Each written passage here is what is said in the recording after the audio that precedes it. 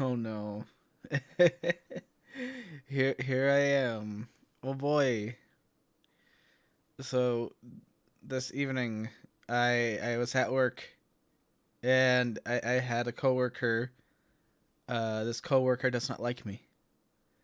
And we had a misunderstanding. I was like, okay, well, clearly there's just a misunderstanding here. Let me correct you on what the misunderstanding is, and you can just calm down. Don't get angry. Don't go all ramble wooble on me. Just calm down. And then he did a bunch of little petty shit where he was like, "Oh, I'm gonna drop the liner into the trash can that you have to take out later. I'm gonna throw an entire thing of trash on the floor." And I'm like, "Oh my god!" Like, I can't even determine if it's actually intentional or not. It feels intentional because he was getting angry over nothing, but who knows?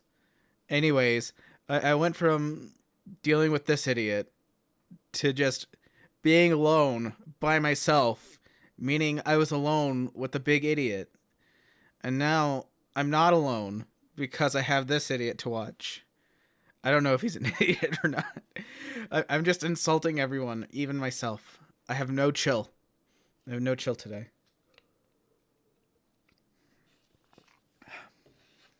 But yeah, it was so much fun. It was like, okay, you're gonna get the manager after me, the big boss. For what? Because he's gonna come down here. I'm gonna tell him the thing, and he'll be like, "Oh, well, I feel like y'all are retarded." It's gonna make you look just as bad as me going to get the big boss. It's like over what, basically. And so I'm just gonna watch this video. I saw enough of it yesterday to know that it's um um what is it um uh I don't have anything nice to say. Uh, let's just start it. Like I said in my Mr. Enter video, when I ramble on forever, it's because I'm delaying my pressing of the play button. There have been a lot of trends associated with the gaming medium throughout the almost 70 years of the form of entertainment existing. Anything from the boom of platformers in the mid-80s to early 90s, to something just as recent as the Battle Royale trend that we saw a few years ago. It's fairly obvious to say that much like every other medium, video games have a fluctuating path of what is popular over time. The horror game is something that is not an alien concept to most. Older generations may have first been exposed to games like this starting with Resident Evil, Silent Hill, or maybe even something older. It's a mainstay genre in the gaming industry, much like how horror movies or novels have been for centuries. With the accessibility So, all this is, this feels like a very standard intro. That's not a bad thing. That is a good thing. It's perfectly fine. It just feels kind of generic, and I feel like I've heard it before. Like just someone else said it, you know. So it is one of those things. It's not bad. It's just a byproduct of the fact that it's the internet and everything's been done a million times. So I'm just adding something here so that people don't think I'm taking the piss, because I don't like doing that. Uh, I'm not a Hassan type. I do actually want to contribute to my reaction. ability that the gaming industry has been growing in for the past few decades, and with open source engines like Unity or Unreal Engine 4, it's almost like anyone can make a game now if you are willing to put the time and investment into it. This, obviously, is a double-edged sword though. If anyone has access to creating games, you may get many diamonds in the rough from that. Key word though is the rough. There are many bad, buggy, and sometimes downright unplayable games made by amateur game devs that you will never hear about. But if you are able to get an audience, you can have the potential to have your little game become a franchising empire, rivaling merch sales of titans in the industry like Mario or Sonic. Okay, that part, I'm going to turn it up for me. I'm going to re-listen to that. Obviously is a double-edged sword though. If anyone has access to creating games, you may get many diamonds in the rough from that. Key word though is the rough. There are many bad, buggy, and sometimes downright unplayable games made by amateur game devs that you will never hear about. But I think right there,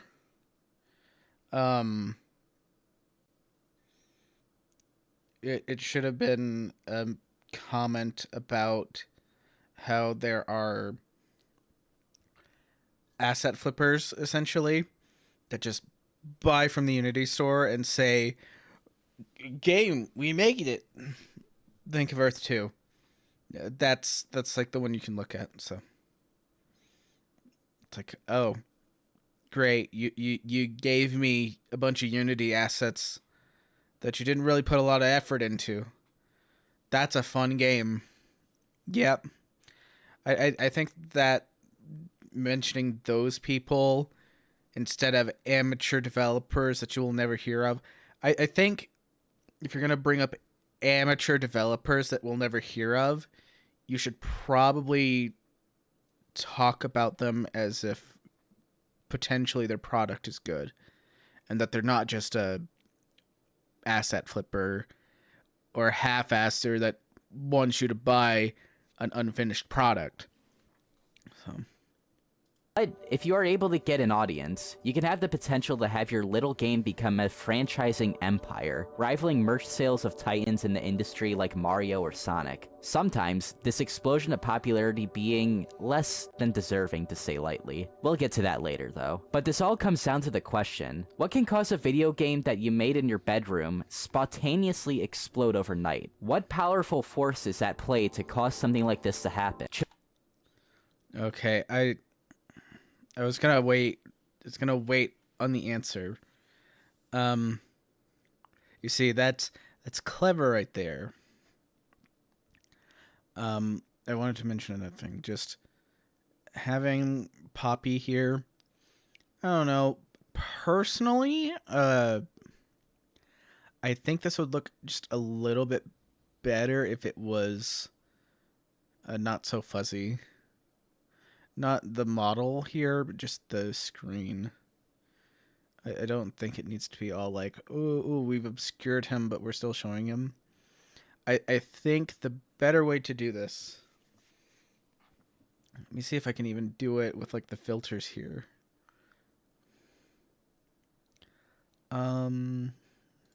Filters.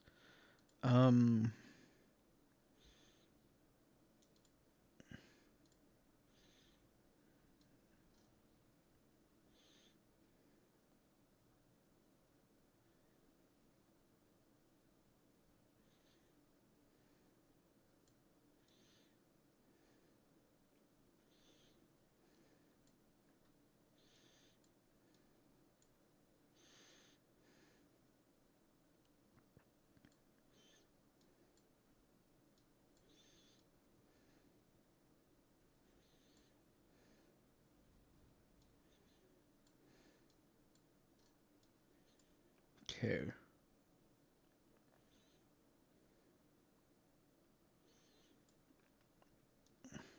There we go.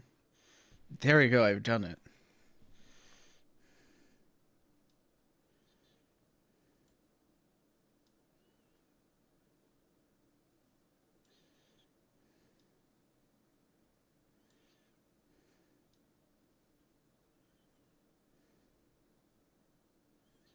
See, you just have like his eyes and whatnot. Oh, is my text actually like on top? That's so weird. I guess I've like made it transparent in some way. I don't know what I've done. I'm just showing off like a sort of thing. More of a silhouette, less of like the screen fuzz. I'm actually surprised I managed to do this. Just here, let me remove that filter completely. You know, I want it just make him a shadow. Maybe we only see his eyes. We can only see his outline.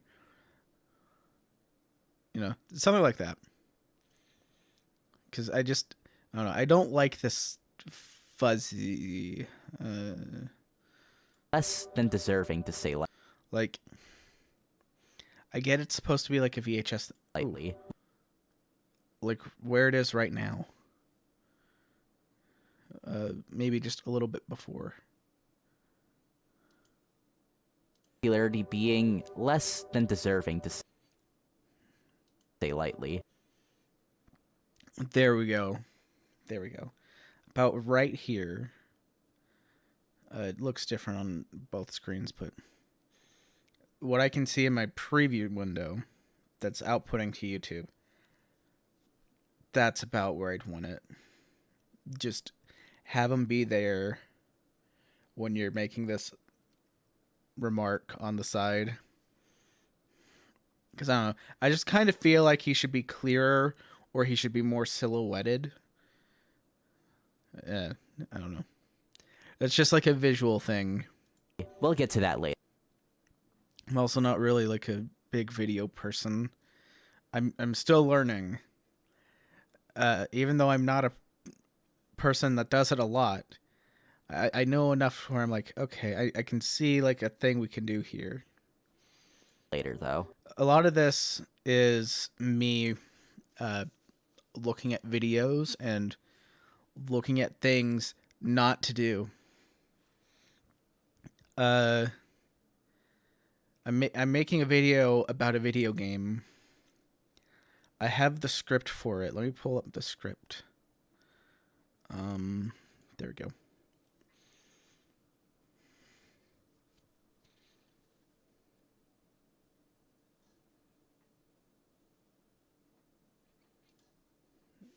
Something about my index or whatever.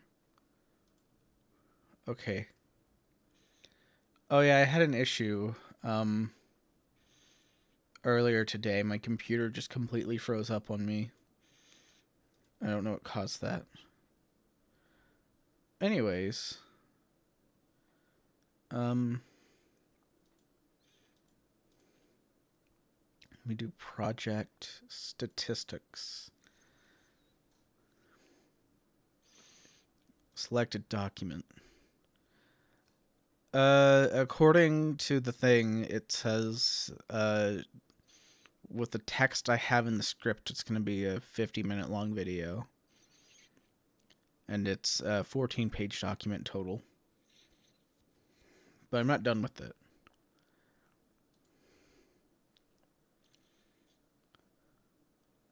But this all... I think the hardest part on that is going to be, the music for it, because I did a playthrough of it on the stream. It's Never 7. I have the playlist on my channel somewhere, and they are bad for getting copyright claims. So I'll remember that from when I played Ever 17, and I will figure out some way. I don't know. It's gonna be weird.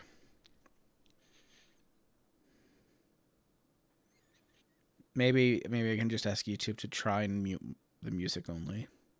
all comes down to the question, what can cause a video game that you made in your bedroom spontaneously explode overnight? What powerful force is at play to cause something like this to happen? Children.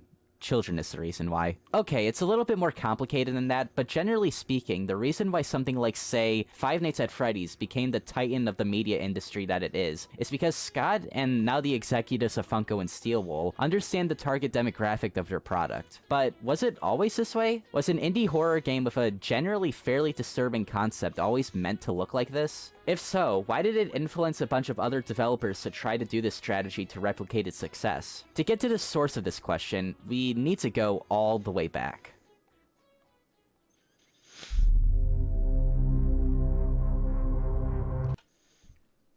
I'm gonna pause this real quick to go to Steam.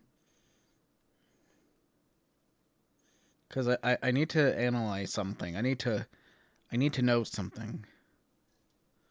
Put this on that monitor. And I'll look at Five Nights at Freddy's.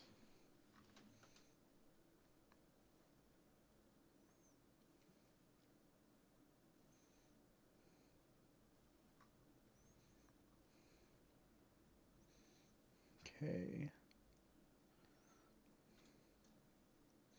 Let me open a new browser window then.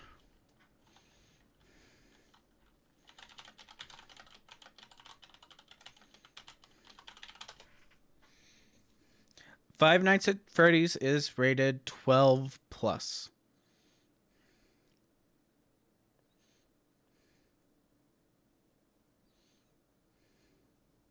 Okay. And that's according to Apple.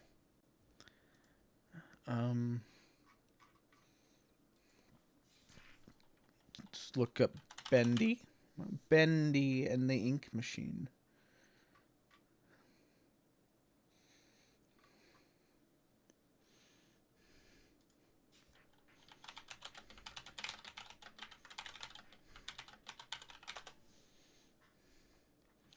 Uh, 12 plus. Okay. And then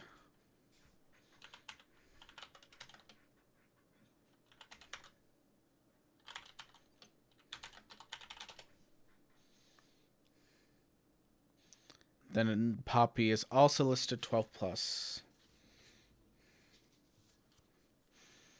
So yeah, that is not an unfair analysis to say 12 plus is for children. But I don't know if it's necessarily children that are driving it. It could be all ages, because just because a game is appropriate for 12 plus, that doesn't mean that children are the ones always playing it. Okay. Plenty of adults play Fortnite. I've got a video on this channel saying that Fortnite's a pretty brutal game for children. So, yeah. Alright, I feel we do something like this every other video on my channel, so I'll make this very brief. The history of FNAF is something that none of us need to tread on for that long. The only thing that we need to keep in our thoughts when discussing this time period is the unprecedented overnight virality the series got. Now, I think when discussing this phenomenon, we need to address that FNAF isn't the first one to have something like this happen. It's not even the first indie horror game to blow up like this. But what set FNAF apart from the crowd at the time, I think boils down to three key factors: unique gameplay, simple but engaging story, and the factor that I think will be the most important while in the discussion of this: memorable and colorful characters with visually appealing designs. If you're to ask someone why they are a fan of Five Nights at Freddy's, they will most likely give you an answer that falls into at least one or all of those categories. The one that I think people enjoy the games for the least today as opposed to the past is the unique gameplay. FNAF was really nothing like anything we've seen before. The game had you stationary throughout the entire runtime of the game, passively defending yourself against your threats using a monitoring system indoors if they get too close to you. It was something pretty fresh for the time, as indie horror games before this were practically just walking simulators trying to be the next Slender or Amnesia. Ironically, a pattern that we'll see repeated again soon. FNAF was simple, it was scary, and it was also engaging with the backstory and world that it was trying to build. And we would start to get more of that in the second installment. This is where the idea of having big lore in your game seemingly started to become enticing to a lot of devs. I don't think big lore is a new thing. Lots of games have deeper lore than you get on the surface.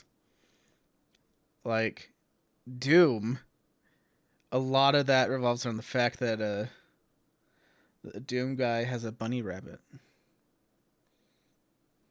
Oops, I accidentally minimized it. Let me pull that up.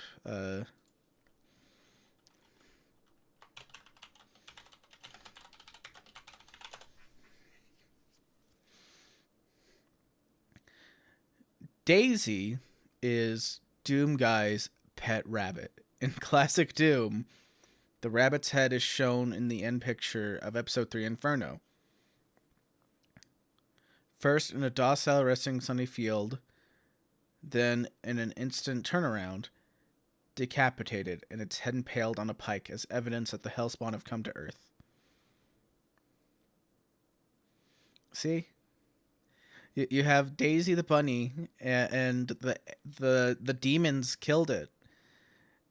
It gives the player motivation. It's a deeper meaning. It's deeper lore than you would expect in a shooter. It's like, did you think that Doom Guy was a dog person? Did you think he was a cat person? No, he was a pet rabbit person because he thought the buns were cute. And the demons killed his bunny. He is going to get vengeance.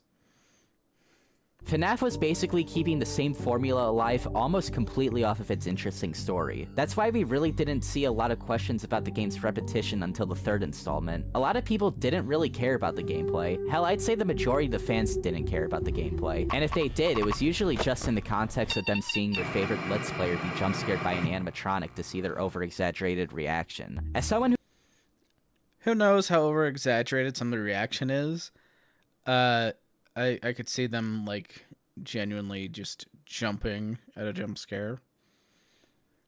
Because they're probably already in a performance mode. And then they're, like, getting really into this game. And they get jump scared. And they might have actually screamed. Who's been a fan of this series basically since its beginnings. I haven't played any of the games until about 2 years ago. Even then, there are a good amount of games I still haven't gotten to because I just don't really need to at this point. Like, I plan on getting to them eventually, but my absolute point here is that the series is not one that you really need to get enjoyment out by playing the games themselves, which is a very unique thing in a lot of aspects. The concept of a Let's Play has been a thing for a while before FNAF, but I would say that this is the start of people realizing the sheer virality a game can get overnight just by having your favorite YouTuber play it. Like I said though, FNAF may not have been the one to pioneer this concept, but to deny that it has left a heavy influence would be ludicrous. Five Nights at Freddy's would continue to be aimed at mid-teens to young adults as the series progressed. Where I would say things started to change though is with, you guessed it, I think FNAF World generally isn't as awful as a lot of people say it is. I just want to say, for a video that's broadly about horror games for kids, we're spending a lot of time on FNAF. I know about this because look at this. Appeal of FNAF, Hello Neighbor, and then FNAF again, and then Indie Devs, and then FNAF, and then Poppy Playtime. It's why is it all flap? The fact that why is it all mascot animatronic scary? Boo, boo, boo, boo, boo. Scott took time to I don't know. Fix the glaring issues the first version had was pretty great, and I genuinely can respect him more for that. But come on, look at it. This is obviously made at a time where Scott tried to get away with making something quick for his audience. He even said in his own words that he thought the fanbase would love it despite it having glaring flaws. Oh, okay. So how would you treat the game now as an experience? Like, have you learned anything making this game? Oh yeah, I learned a lot. You know, that's probably the least valuable game I've ever made as far as profit is concerned. Mm-hmm. But it's also the single most valuable game out of the entire franchise. It is serving as the gemstone of quality control in my mind, and it has solidified exactly what I have to do going forward. If I was treating the movie as I was treating my game series at the time I made FNAF World, we would be 3 movies into the to the FNAF movies by now. He even stated that this is a huge learning experience for him, and he said that he would try not to make the same mistake again in the future, which, depending on who you ask, he might just have. This, no doubt, was a turning point in the series, though. At least, I think so. Everything after Sister Location seems to have its own style separate from the first 4 games. That's not to say that this approach is inherently bad. I actually like a lot of the game's post-FNAF world, but I do believe that a lot of the charm the first 4 had relied heavily on the unique atmosphere and realistic fiction with supernatural elements. Over time, you can see that FNAF started to transition away from a supernatural backdrop to much more of a science fiction one. The only one I'd say that takes it more back to the series' roots is Pizzeria Simulator, which is probably my most favorite game in the series, despite it being in this post-FNAF 4 direction. There's a lot more things I can bring up as to why I think FNAF has taken this approach way even before Security Breach. I think big pieces of evidence would be the Goosebumps-like Fazbear Frights novels, and probably the most damning evidence, the over-commercialization of the brand. I feel that just the figures, plushies, and maybe some novelty items like the Sanchi security badge would be the only things that we need. But we also have to get stuff like FNAF glow-in-the-dark slime. Oh shit! Uncle. Stop, team! Stop! Stupid fucking... FNAF slime. This is probably my biggest problem with the series starting to cater towards its younger audience. Funko, the leading manufacturer of the FNAF license, takes little to no care of the brand, despite it being their literal most profitable license they currently have. Anything from the lazy merch like the slime that I brought up earlier to the blatant half-assed attempts at the Security Breach action figures. The worst and laziest offender I would say are the recolors though, and with announcements of even more of them coming sometime in the next few months, it's safe to say that these waves unfortunately won't stop anytime soon. Hey, I'll give Funko one thing though. They have 2 new alleged statues coming out of Classic Foxy and Lefty. This right here is the stuff that I wish they would make more of and that I would genuinely buy. Not this. Although I could rant about the direction Five Nights at Freddy's has taken in the past 4 years, we can come back to it later. For now, we need to discuss the absolute bombshell that's left on the indie world, and subsequently, how the mainstream horror game kind of lost its integrity. Now, don't get me wrong, we still have our things like our What is integrity? And how does a game have integrity? Is integrity in the writing? Is integrity in the gameplay experience? Or is integrity in the profitability? Who knows? Resident Evils in the AAA world, but sadly, the smaller scale games seem to start riding off the success that FNAF had started. The only indie horror game that got a good amount of success that I feel has gone against this path in recent memory was like Amori of last year. Even I don't really think Mori is as much a horror game as it is, I don't know, it might be a horror game. Who knows? I haven't played much of it. I played it once, and then I dropped it. Not because it was bad, but because I just wasn't in the mood for it at the time.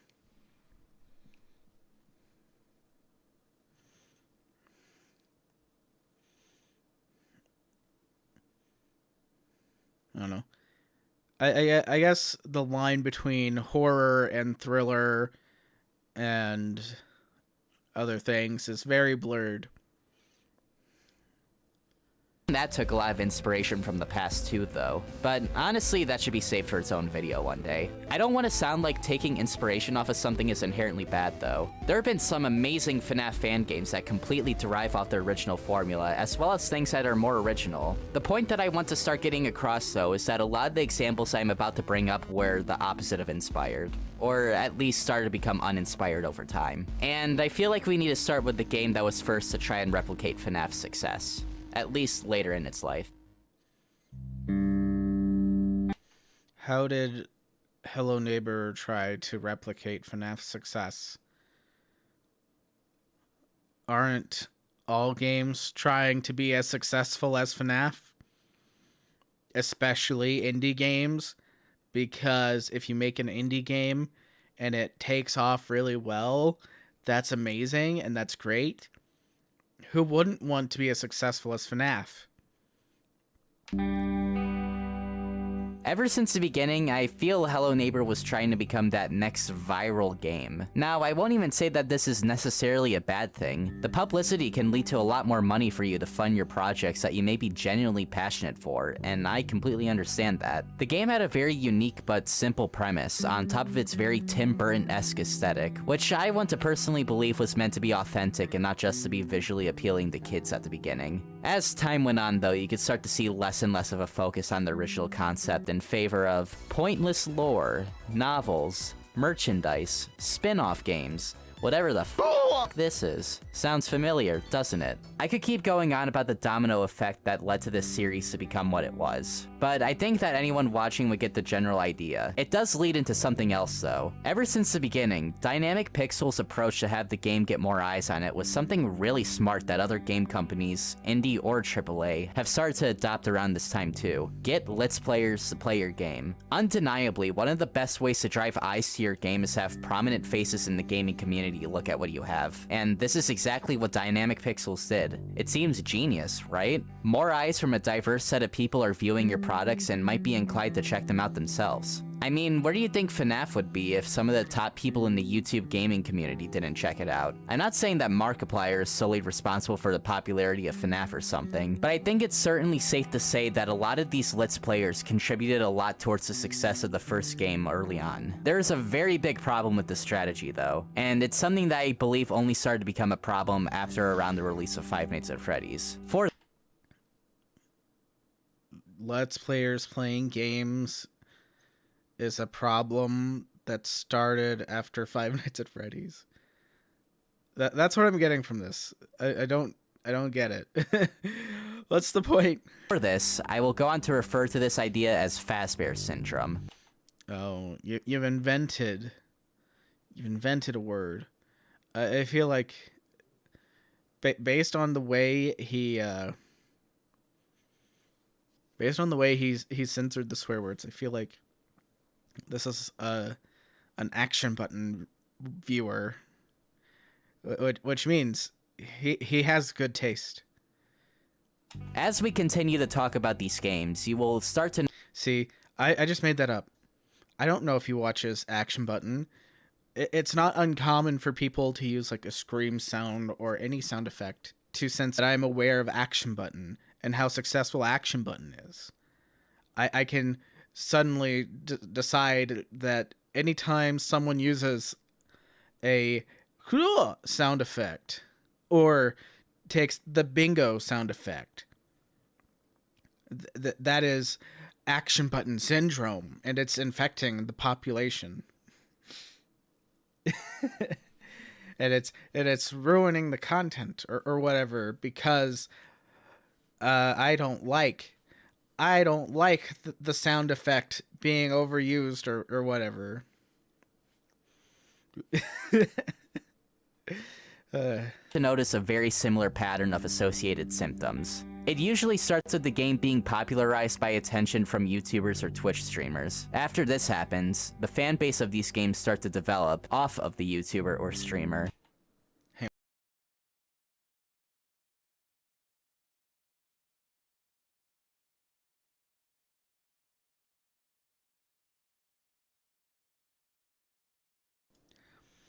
And oh, which most of the time is a demographic of 9 to 15-year-olds. If it sticks, how do you know? How do you know the demographic? How do you know the demographic? Did they tell you their analytics? it can lead to your property becoming a multimedia franchise if the developers keep at it. This, I feel, has brought a lot of small developers into a corner, though. The idea of being able to get to a size like FNAF may seem very enticing, but it could lead from an interesting concept being turned into something like this. Now, I understand over time you need to start catering more to your audience to get traction towards your products. That's what FNAF did, and it worked for them. But FNAF is a very unique case, I would say. And it's really, really hard for lightning to strike twice with another long-staying franchise like that. It started to lead developers to come down with Fazbear Syndrome, which ultimately started to end up with these games not being nearly as cared about in the public eye as they were at their peak. I've given an example of a game I believe has suffered the most from Fazbear Syndrome, and I was going to start talking about other examples like Bendy and the Ink Machine, as well as the very recent Happy's Burger Farm, which I would say is the newest game to start going down this path. But I think I've seen footage of Happy's Burger Farm. I don't see how it's going down that path. I don't know what path you're talking about.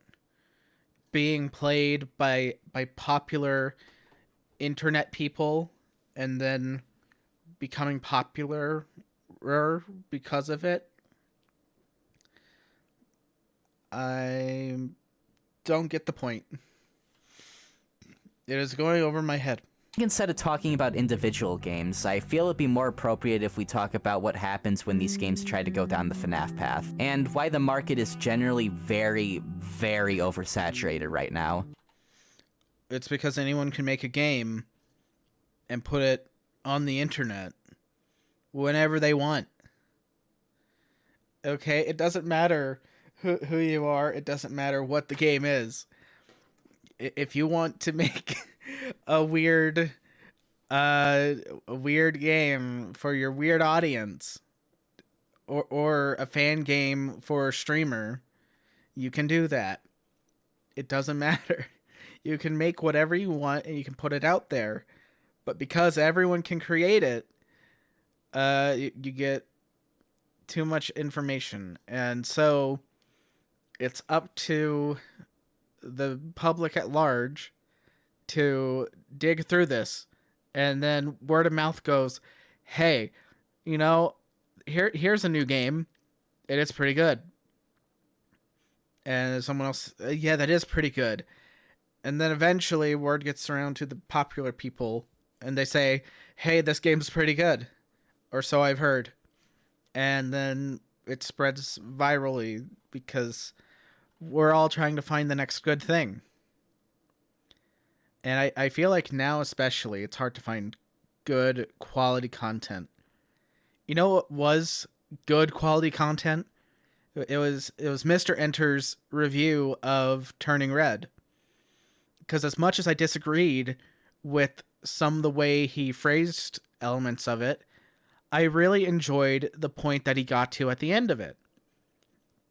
I knew that at the end of it, I said, you know what? Overall, this was a good video. It just has that middle part in that thing where everyone's like, oh my god, they hit the Pentagon.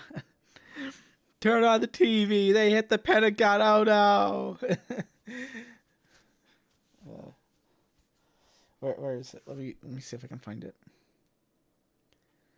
Where is it?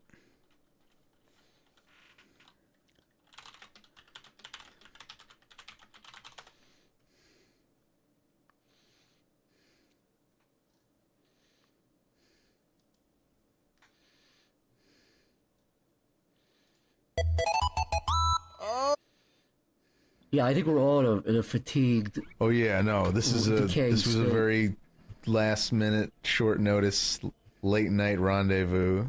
Chris ran into my room and started shaking me and said, Lyle, wake up! You gotta wake up, please! Lyle, turn on the TV! They hit the Pentagon! They hit the fucking Pentagon! There we go.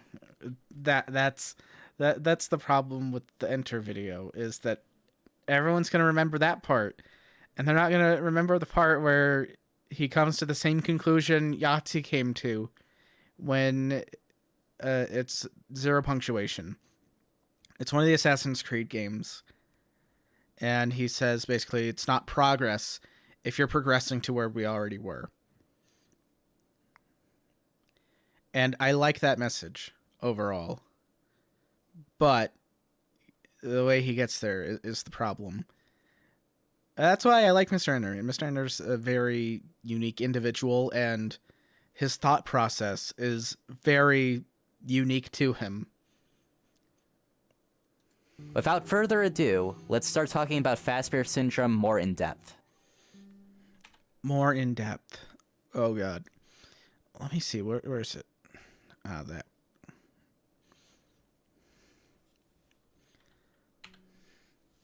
Five Nights at Freddy's is a more modernized and long-staying version of the idea that copying the Slender formula may lead to success for certain developers. Just instead of walking simulators, we now have a formula of these viral games catering to younger audiences. But the Slender formula died almost as soon as FNAF released, and has definitely lasted a lot longer as well. I already went in depth on how Let's Players finding your games is probably the best instant success thing to happen to your game, so I won't tread on that one again. I feel you already get the point of how it can affect the franchise externally. It's no surprise that these games would go on to become heavily commercialized, especially towards its general audience of kids. We already know that children become a dependent force in keeping these games alive, but what else has been associated with this horror games for kids phenomenon?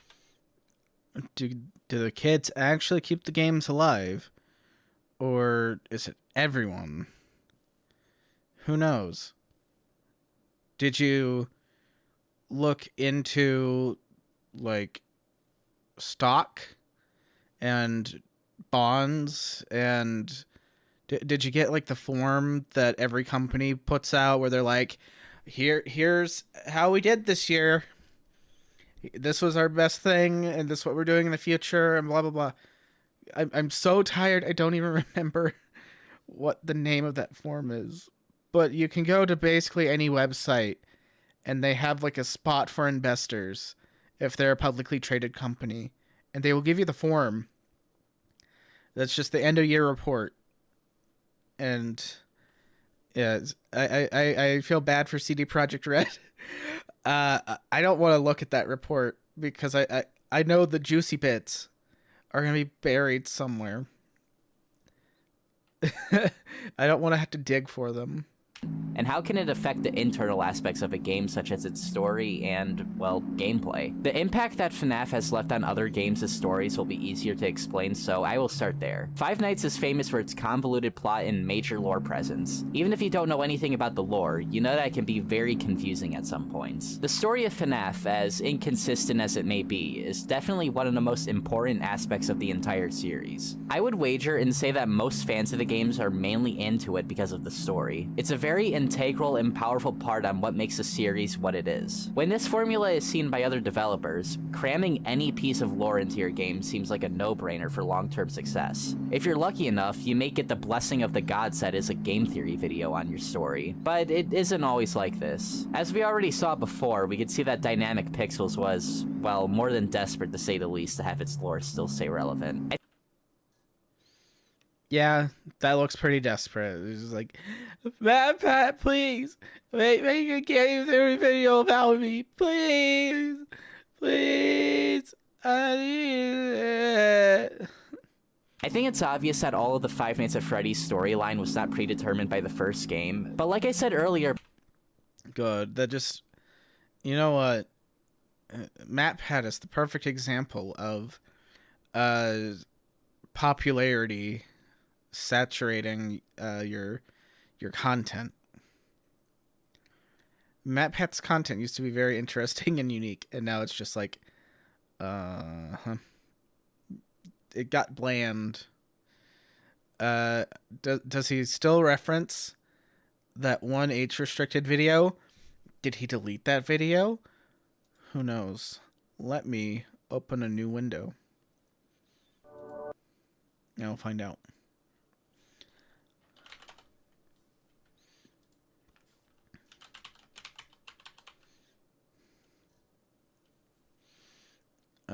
What's this video?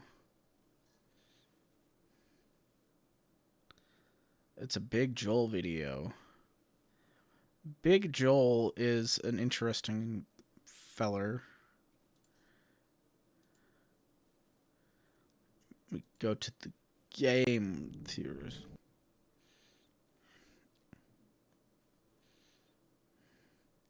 Their current thing is the I'm so hungry. Yeah, we want uploads, By date added oldest. I need to know if it's still here. It's still here. It's still here. Haha. It still exists. Oh my god.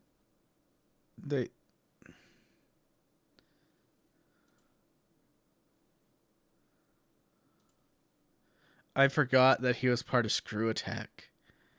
Do you remember Screw Attack? Oh god.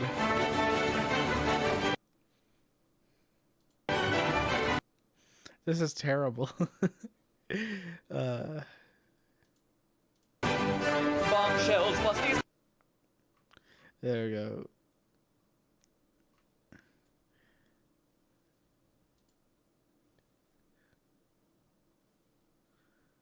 There we go. It got age restricted based on community guidelines.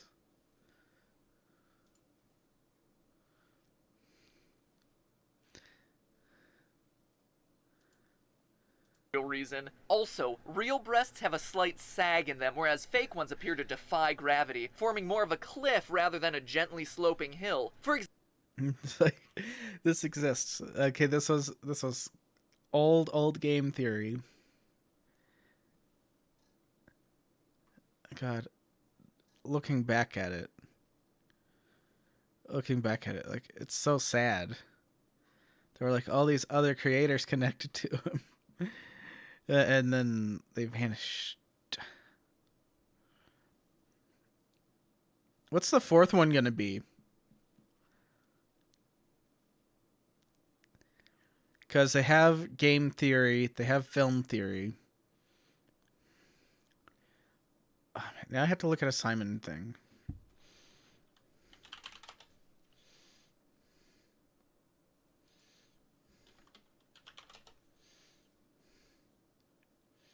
Yeah, they're copying Simon.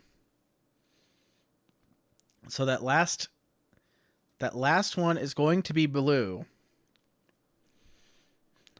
But what is the blue one going to be? You can't see my screen right now, but you know what the Game Theory logo looks like. It's the Xbox thing. It's that Xbox ring that shows what player you are, and each one's a different color. So they've got 3 of them filled. There's going to be a fourth one. This video is just the big Joel video. So it is about MatPat?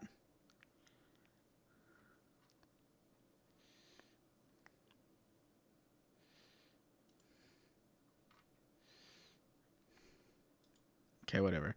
But yeah, that's. I think MatPat's a good example. It's like he's still popular, but he plays it a lot more safe now because he is popular. He has to play it a lot more safe. About the lightning striking twice mentality, things like this really only happen once. Sure, your game may have some overnight popularity that you may be able to milk up to at least like 3 years, but after that, your game will fade away from the public eye and fall into a downward spiral of irrelevancy. Once again, we will use Hello Neighbor for an example. The premise of Hello Neighbor was very simple. Your neighbor has something hidden in the basement that he doesn't want you to see, find out what it is. This seems like really the only thing the game needed. Maybe there could be some secrets and Easter eggs to further some sort of plot, but honestly, I think the game could have lived just off this concept alone. But obviously the developers wanted to replicate what was popular at the time. The story of Hello Neighbor is way too complicated with too many weird ideas that are very poorly explained. I know in that sense it may sound like it perfectly replicated what it was trying to copy, but and it seems like many— Why do you say it was trying to copy FNAF? I have no context for this. I don't know anything about Hello Neighbor. I know very little about FNAF. What about Hello Neighbor is trying to copy FNAF? Is it that it has lore? Is it that it has gameplay? Is it that it's a little spooky? What is the thing here? What is the point here? many others just simply did not care enough to get invested in what this game was trying to tell us. I think that's a big part to why the longevity of this game lasted so short. Not to mention the game itself was just very poorly made. Story is definitely something very important to whatever you're trying to make. I don't blame these developers for trying to make this grandiose story for something that they may be genuinely passionate about, but there are just so many factors to go into that following the FNAF formula isn't necessarily the best thing to do. What is the FNAF formula? Which thing was the FNAF formula? Was it getting popular off of internet people?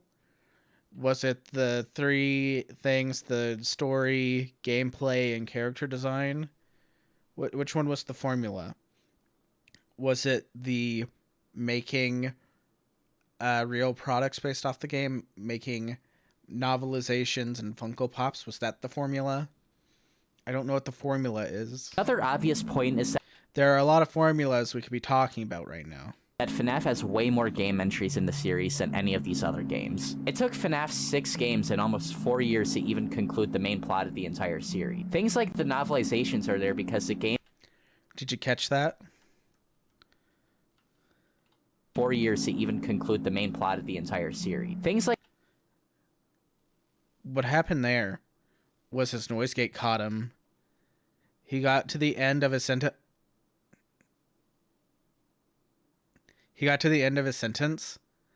And then his noise gate said, "Oh, you're too quiet.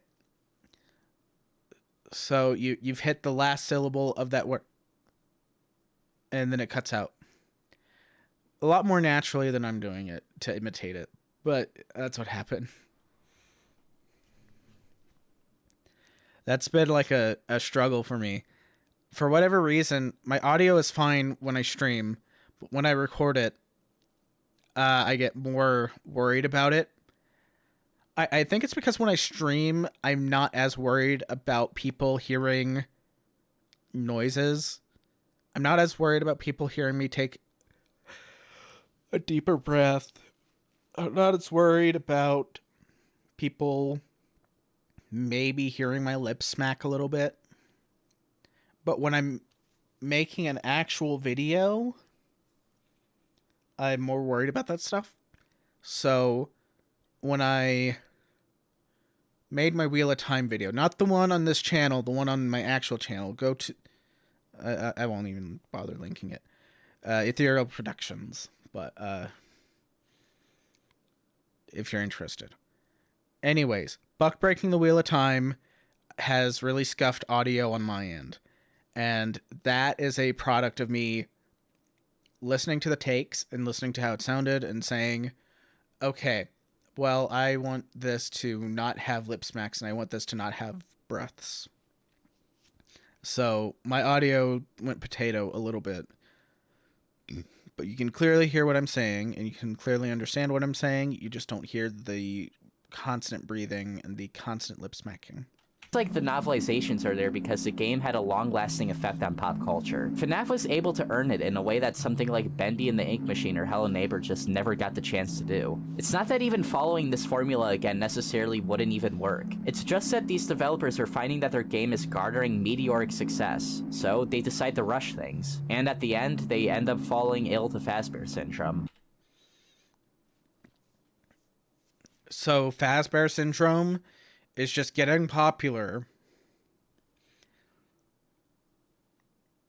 and then failing to capitalize on that. I don't think that's Fazbear Syndrome, because FNAF has capitalized on it. I don't know. This seems like a concept that wasn't fully thought through or something. I don't know.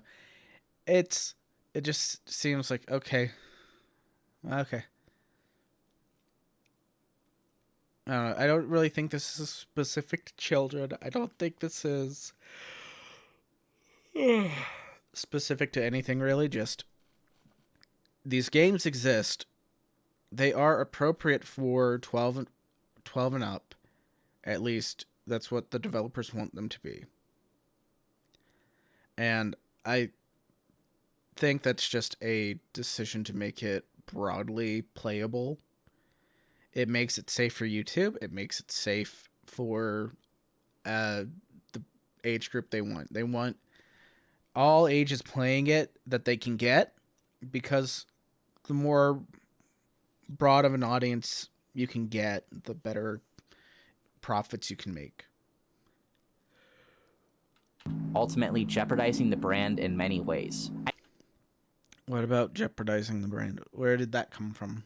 I know it seems like I'm coming off very harsh with my criticisms of these games, and I don't want it to come off like that. I don't hate these games, and I don't think that all these franchises are quote-unquote dead. And all honestly, I like the concept of a lot of these games. Hello Neighbor has a very good concept of being a puzzle stealth game with a Tim Burton-inspired art style. Bendy is a fun concept that twists the perception of Golden Age animation. Baldi's Basics has a fun, surrealist concept as a parody of an old 90s edutainment game. All of these games, in their own right, I feel serve a purpose one way or another. But if taken too fast, you can ultimately cause disinterest for the people that you're trying to target to, which being children in this case. Taking away from your... Again, I don't think it's necessarily that the games are intended for children. I think it's just they have a concept and they think, okay, well, this could appeal to a broad audience, and we can make it appropriate for children because maybe children will watch a Let's Player play it. Who knows? We're going to try really hard to make this game good, and there's always that chance now that someone's going to play your game, and it might get popular. And I don't know how that impacts game development. I think it does have a big impact. Just the idea that, okay, if our game is weird enough, if our game is unique enough, if people look at it on the internet, there's a good chance that it could be Let's Played. And there's probably a million games out there that you've never heard of that are really great that could always be Let's Played, and then suddenly, boom, overnight success. Look at Among Us. Okay? That game came out in 2017. It's an old game. That game is like 5 years old or whatever. When did it come out? When did Among Us come out?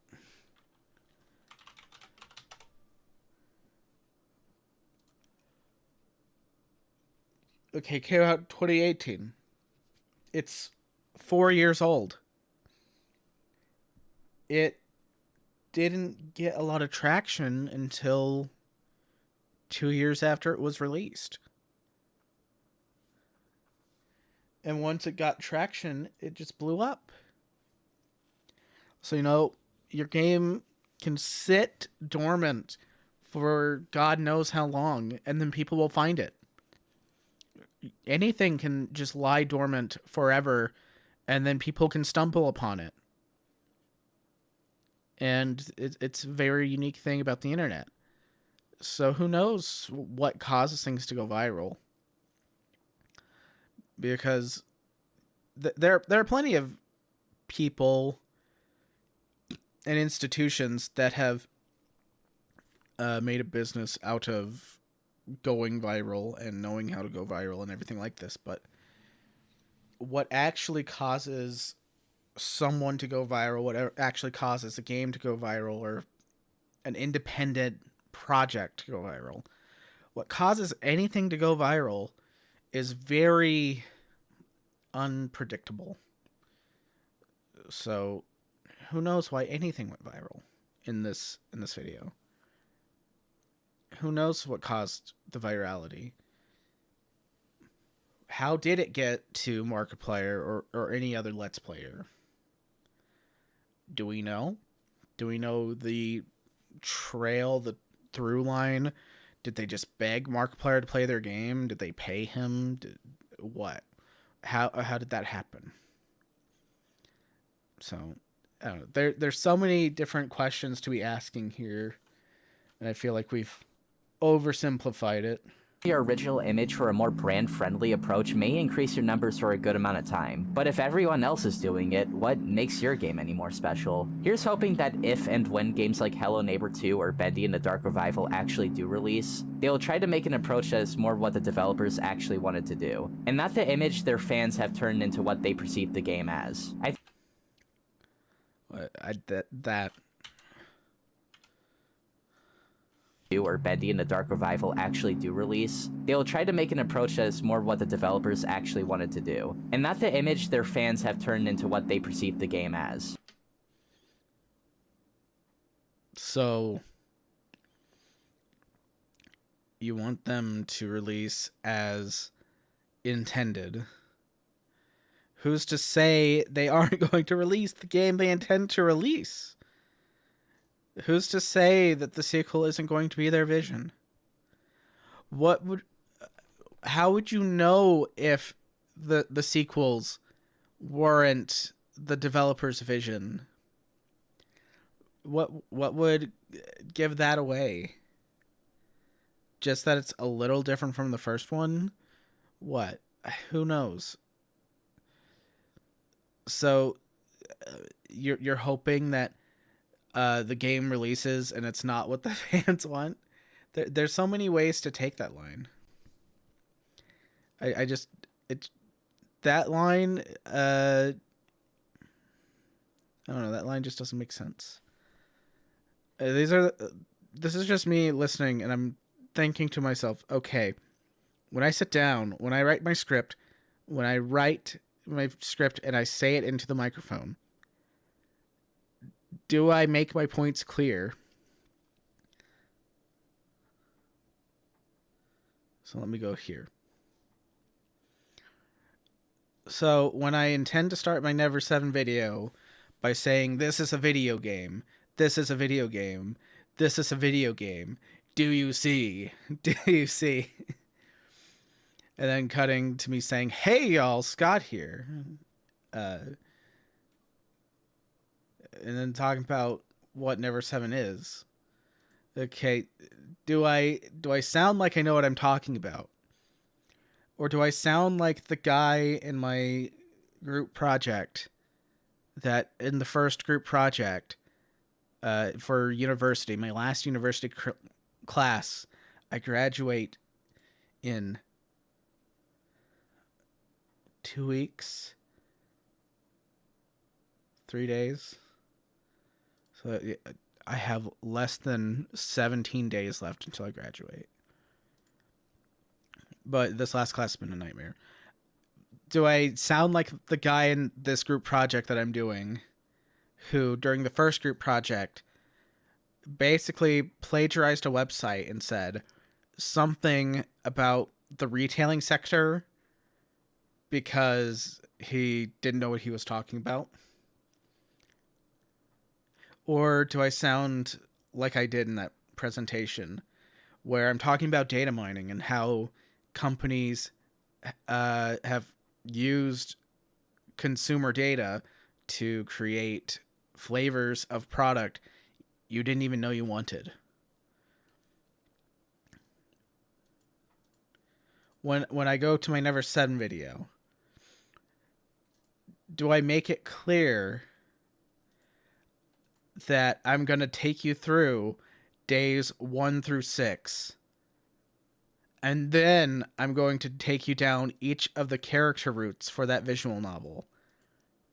When I conclude that video, will I have an understanding from the audience of what Schrodinger's cat actually is?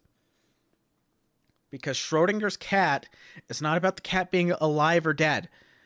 Okay, it's about the superposition of states. It's a hypothetical about observation. And the conclusion I have for this stupid game, that's not a dating sim, it's a dating sim, but that isn't. Oh man, I'm also just looking at my script now.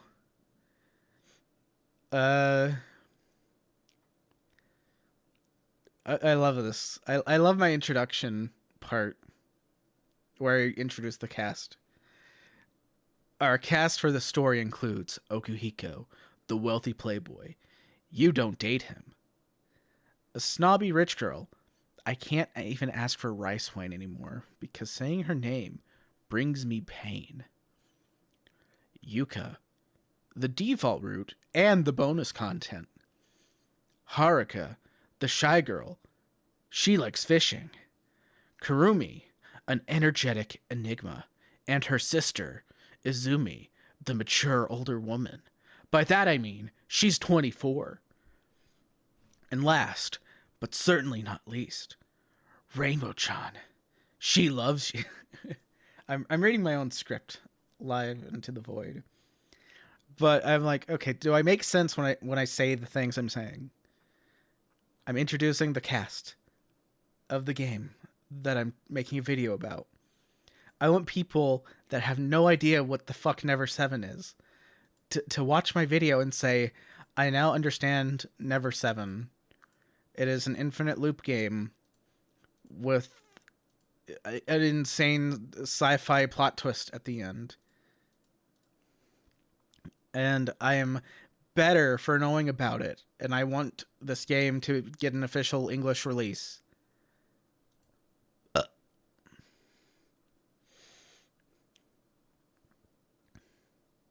I think it would be disingenuous to not put the thing that inspired me to make this video in here. So here's a segment from the Sagan Hawk's Hello Neighbor retrospective that sums it up better than I ever could. When working in any creative industry, but especially the games industry, making a career out of it is really hard, and sustaining that career is even harder. Not everyone can make games just for the art. Some people do it as a job. So if chasing a trend means you'll be in the limelight just a little bit longer, sometimes you gotta do it. I don't want the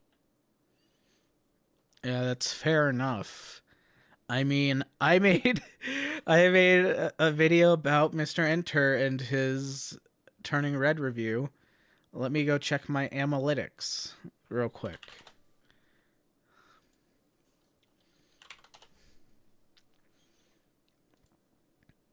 If I go to my analytics in YouTube Studio, according to the content page, that video has 351 views. It has 2 likes and 2 dislikes. If I go deeper into the analytics, I will find that the other views, it says 92 views actually in the analytics page. But like on the brief overview page, it says something else. So yeah, it's very weird how it tracks that. Average view duration is 3 minutes 44 seconds. I have 1% retention through the whole video. 23% of people drop off after. So yeah, 93% of people are there in the first second. And they leave after 32 seconds. So anyone that stays longer probably enjoyed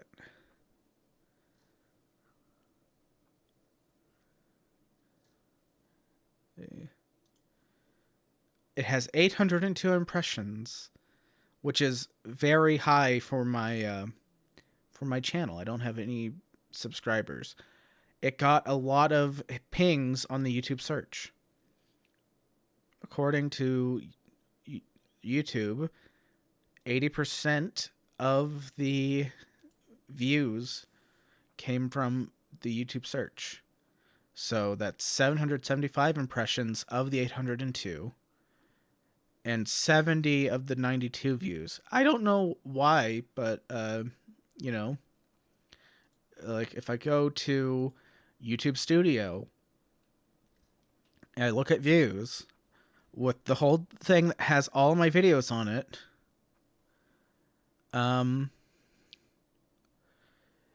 this whole thing, it has all my videos on it. If I look at it, it says I have 351 views, but if I go to the analytics, it says I have 92.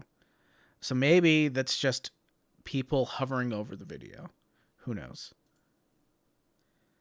Do I have a live viewer? Nope, I don't. I'm in the void. So yeah, chasing the trends gets you the views, for sure. The takeaway from this video necessarily to just be Hello Neighbor sucks. I think it should be a lesson to game developers. In this era of post-FNAF indie horror, it can be really easy to want to chase that trend. The colorful characters, filling your game with secret lore, appealing to the newfound audience of 9 to 14-year-old horror game fans. But if it doesn't fit your concept, don't do it. Five Nights at Freddy's wasn't successful because it was chasing the Slender trend. Hello Neighbor's initial interest didn't pop up because it was chasing the FNAF trend. Don't chase that game theory video. Focus on making your game the best it can be. And really, I don't get it because, yeah, I get that Hello Neighbor is certainly chasing that game theory video because they're on Twitter. And they're like, at MattPat, please talk about me. Please talk about me. But then it just sort of peters out. No one's talking about him. Now we're talking about more FNAF. Here, and I feel that a lot of my points would have been concluded. But there's still... I don't even know what points you made. Like, I don't get it. I'm blown away by this video. It's like, I made points. You sure did. You sure made points. You got my noggin jogging at, what is it? 2 a.m. God, I've actually been up for over 24 hours at this point because I did not sleep last night. I closed my eyes at like 6 o'clock and sleep just would not come. It would not come. And then I went to work. I was mad yesterday because like I had a cop following me. The cop was like following me and it was all weird. It was like I watched him and I could see him in my rearview mirror and he follows me. I turn left. I pull up into my house. I turn off my headlights. And the cop is still driving down that road, following me. That fucking bothers me. It's like, oh God. Why was he following me? Probably because I was driving slow in a speed trap. Still two very, very important things to talk about here. This video was originally meant to be a review on Security Breach, but the further that I got into the script, the more apparent the words that were spoken at the end of that Sagan Hawks video started to get to me. There was a lot of things to be talked about, like the overwhelming bugs and glitches and the lack of content. I really think that there's something to be said about, you know, being inspired by something. I think that it's one thing if I'm going to go over here and say like, oh, I remember this funny thing. Let me pull it up real quick. But you're making like a full edited video. And you could have just said, instead of like taking the Sagan Hawks clip and playing it for us, I feel it makes it a more personal product. It makes it more your product if you say at the end of this video, this person says this. And it's one thing if you're using examples of a thing, but when you're not using it as an example, you're using it as part of the video to say something that you want to say, but someone else already said it. I don't know. It's a weird thing. So let me go pull up an example here.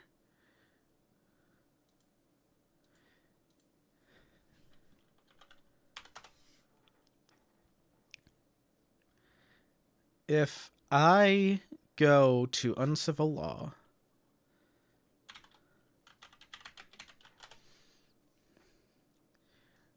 and one of his recent videos,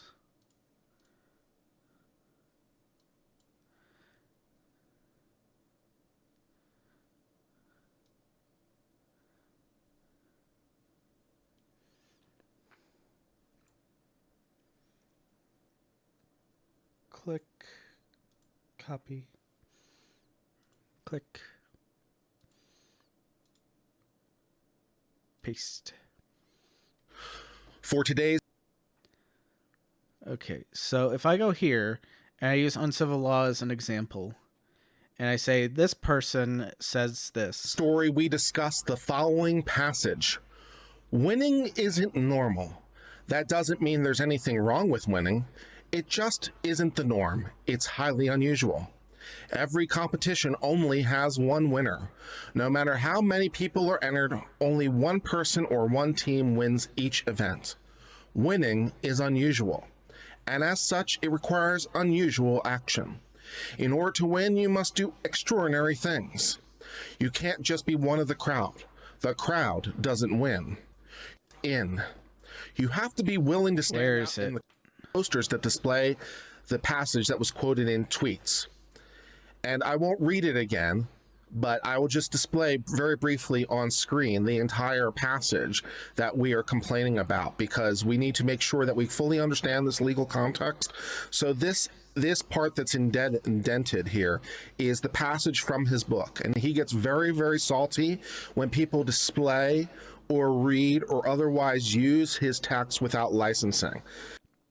There it is. Okay. So if I was like talking about this person that gets upset about their copyright being used, and I used that part of Uncivil Law's video to explain it as part of the example, because they've already used it as an example. Uncivil Law is using the example here. So this is about the second thing. Okay. So I'm using Uncivil Law as an example. If I had him say the whole line as part of my video, okay, this whole like winning speech, I played enough of it that you get the point. It's about winning. Okay, if I have him say that, and he's just reading it off the court transcript, if I have him saying that, and it's Uncivil Law going out and they're saying this winning speech, and I use that in my video as an example of someone saying something profound or whatever, or someone responding to me or anything. I don't know why I chose this video. It's just a recent video I saw that I liked. But anyways, I use him as the example. I have him reading the passage. God, my brain just fucking crashed. Oh no, my brain just crashed in real time. Hang on like 2 seconds. I'm gonna go get a drink of water. My brain literally just fried in real time, because being up so late, it just hit me all at all at once. Oh, that's terrible. That's lovely. My brain is goo. It's running out of my ears. I'm gonna drink some water. I'll come back and I'll make the point properly.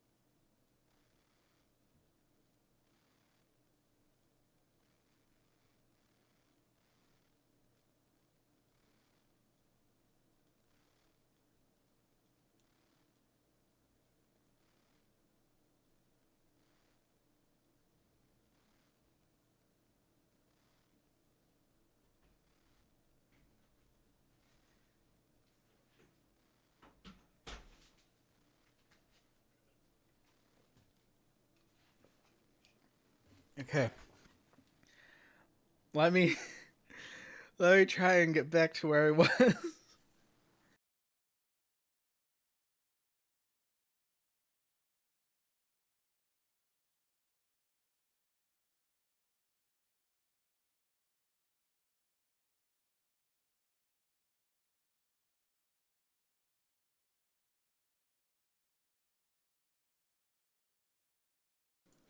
So this tangent started because he used Sagan's video in his video to say a point. Turned the lights on my room as well, because they were off for the entire hour this has been running. But, yeah, I need them on. I need to wake up just a little bit more. So, he uses Sagan's video to make a point. But he doesn't just say what Sagan said that he wants to be the point. He has this whole clip from him. So, I bring up Uncivil Law. Oh, I closed out. Oops. I didn't realize I did that. But I bring up Uncivil Law, and I have him... We'll do it again. He gives the winning speech. One of the things, it's highly unusual. Every competition only has one winner. So he gives the winning speech. And so there's two ways I could do this. If I'm...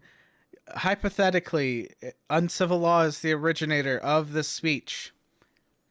Or whatever. Okay, and I have him say the entire speech or whatever I want in my video to make my point for me. I feel like that is less personal.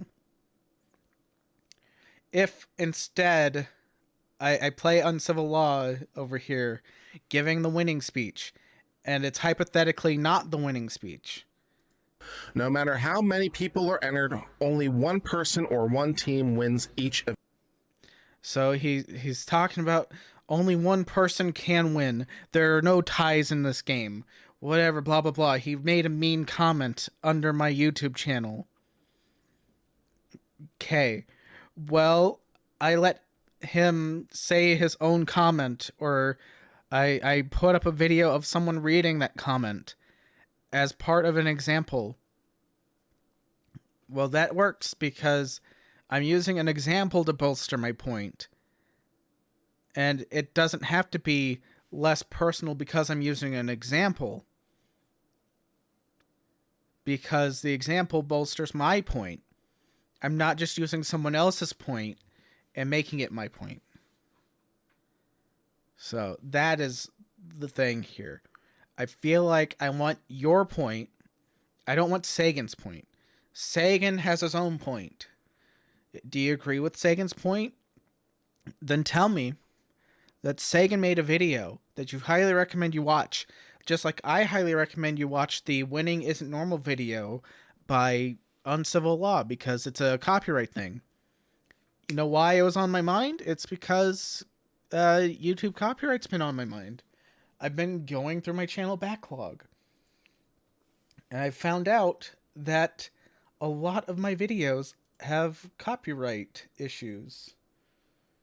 It's very weird. So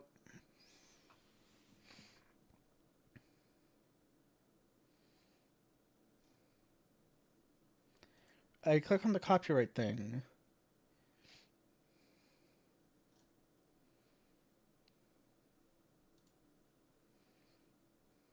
Okay, there we go.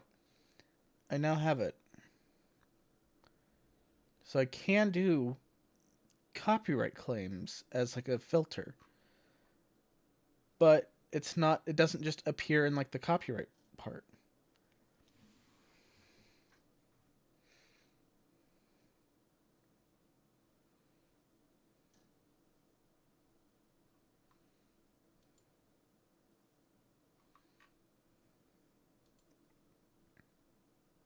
It's just a weird sort of tangent. But that's why I was thinking about the Uncivil Law video, because it was a copyright video I saw that was really good. But this isn't meant to be a review. It's so much fun figuring out why my brain went from one place to another. Because sometimes I don't even know how I get to the points I get at. And it's just like I said in my last stream when I did Mr. Enter's video. Sometimes I just talk so I don't have to hit the play button. But I know that if I hit the play button, I will get to the end of this video sooner, and then I can stop the stream. I can always stop the stream now, but I feel like it is my duty to finish the video that I started. And is only meant to go towards the points that I've been trying to make throughout this video. If you want my opinion on the game, I can acknowledge that there is a lot of problems and I definitely got frustrated at times, especially towards the end. But generally I had a lot of fun in my 15 hours of playing. If they fixed some of the bugs and added some new side content, I would definitely do a second playthrough sometime soon. But anyways, obviously from the promotional art and videos, we could tell that the game was going to stoop a lot younger. A bright, albeit very visually appealing environment, and very lifelike characters that can actually speak to you thoroughly. It's a very big contrast to the dingy look of the pizzerias and the uncanny, lifeless feeling of the animatronics. Although in a lot of senses, this aesthetic really works in the game's favor, there were a lot of changes that just didn't make much sense. In the game files, there are a lot of hidden subtitles found where you can see that there is an effort to take away reference to blood and death. See, this is another thing, okay? Are you going to point out that this is the result of popularity, or are you going to say something else that doesn't make sense? For a game series that's entire backbone is built off there being dead children inside of robots, I find it very strange that Scott or Steelwool decided to do this. No matter how certain areas of the fanbase may react, this series unfortunately has gone down the path of being aimed less at 14 to 20-year-olds and more 9 to 13-year-olds. This change has alienated a good portion of the fanbase, myself included. I obviously still love the series though, and I'll probably make a few more videos about the games and media surrounding these games in the future. But for now, after this video, I may see myself taking a little step back from the series, much like how Scott himself has done. There are a lot of people who won't be as forgiving as me though. Phil Morg, otherwise known as Fiznam Online, has been developing the fan game Five Nights at Freddy's Plus for the good span of a year and a half by now. It's meant to be a remake of the very first game, and is trying to keep the spirit of the original trilogy alive. Since the release of Security Breach, he has stated that the game has tainted his reputation to the brand to an intense amount, and that he has no intentions of being part of the community any longer. FNAF Plus is still in development though, so I wouldn't worry about that. He even stated that the release of Security Breach has motivated him more to work even harder to create the game in the image that he and many others thought the series was always meant to be in. But that is a weird one. That is a weird one. So earlier you said that you hope that when people release their sequel, it's in the vision that they want. And now you want it to be released in the vision of the fan base. I don't think it's inconsistent because you're talking about the original developer versus a fan project. I just think that part that I hovered over for a little bit a long time ago now was just not fully thought out. I'm always curious about how people make these videos because I'm working on different videos all the time, at least scripting them out, at least considering topics to cover, but I find streams to just be a more expedient way of doing that. The problem comes with being an idiot and not sleeping, because sleep is for the weak, and I'm not weak, I swear, or whatever. Yeah, I'm not weak. I don't need sleep. Sleep is dumb. I know a song that's called Sleep is for the Weak, but I don't know how bad the copyright would be on it. Anyways, continuing. But why even bring all this up? One guy isn't representative of the entire fan base, even if he's a very prominent figure in it. If anything, most fans will probably heavily disagree with his take on the formula, but the reason why I point this out is because it highlights one of my most favorite aspects of this entire series. But what is the formula? What was the formula? Was it the gameplay? Or was it the capitalism? I still don't know. Fan content will always fill a hole for certain people. Although the Fazbear Fanverse initiative seems to have a lot of problems right now, which can maybe make for its own video, it's still one of the coolest things I think has happened to the entire series. Licensed, completely official offshoots of the base canon being made all by people who have very different visions of what the series should be. This diversity and options of what kind of tone and story you want from this series, I'd say is only second to comic book characters. That's kind of the thing that makes this series very special. If the fans don't like the direction that it's going in, they can always just take matters into their own hands. This attitude has been a thing ever since the series should have ended at FNAF 3 crowd. I personally disagree with this opinion, but I get what it's trying to say. This is what I... That's like another thing I worry about, is having two instances of the same word right next to each other. And it's not just me saying something and pausing and starting over like I just did on purpose. I can use as the answer of why this series had such a longevity in the public conscious. The community has been a part of this series for over 7 years now. As more long-staying members grew up and more new people entered, the more... You know what? I think I noticed another thing with this video that reminds me of a thing that I want to pay attention to when I record my voice for scripts. I don't think he has enough pauses. He needs to give his words more time to breathe. And I don't know. I feel like if he gave him more time to breathe, it would make the video a little longer. May make it a lot longer. Might make this video hit 30 minutes. But I don't know. That's a style choice. That's a very subjective choice.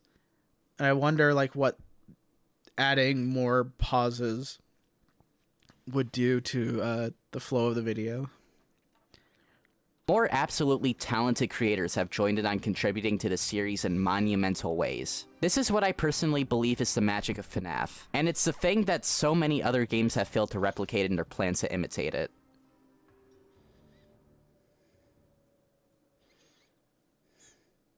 As much as I would like to end this video on a happy note, there is something that I've been neglecting to talk about. It's back. The thing I started with. A game that I think takes every negative aspects of all of these games so far, and combines them into one short, greedy, and marketable mess. It's time to talk about Poppy Playtime. Let's set the record straight right away. I don't like this game, or tech demo I should actually refer to it as. It combines all the worst aspects of all the games I have talked about thus far, and if I were to tell you that I only have 32 minutes in this game, you'd probably think I'm making a rash judgment because it's hard to judge a game off of 30 minutes alone. Usually, I would agree with you. You know, it's like another thing. I definitely will try to make sure I am linking everything that's in my videos. I'm not gonna do it if it's like an Amazon clip. By the way, let me look that up real quick. Wheel of Time Season 2.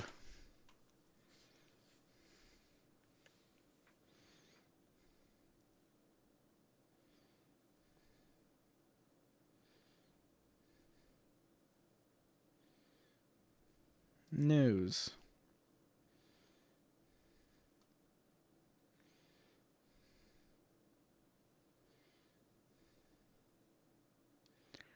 Oh my god.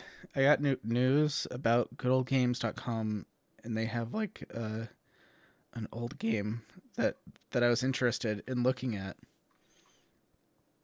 Where's my Good Old Games thing? I'm taking a break from the video because I have to see this. I have to go to GOG Galaxy. Because this is important. The really old Wheel of Time game that I read about somewhere is on GOG. That's pretty cool. More offers. Wheel of Time.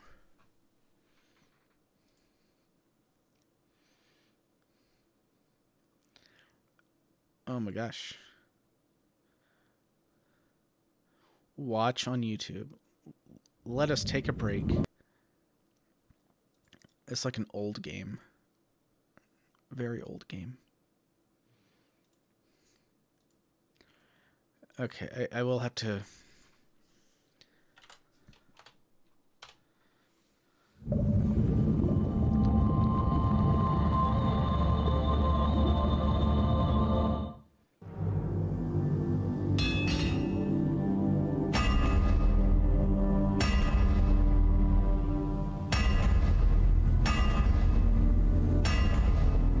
So that was just uploaded very recently, like a couple weeks ago.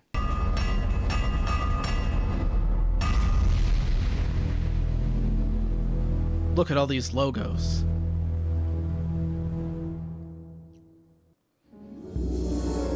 The wheel of time turns, and ages come and go, leaving memories that become legend. Legend fades to myth, and even myth is long forgotten when the age that gave it birth comes again.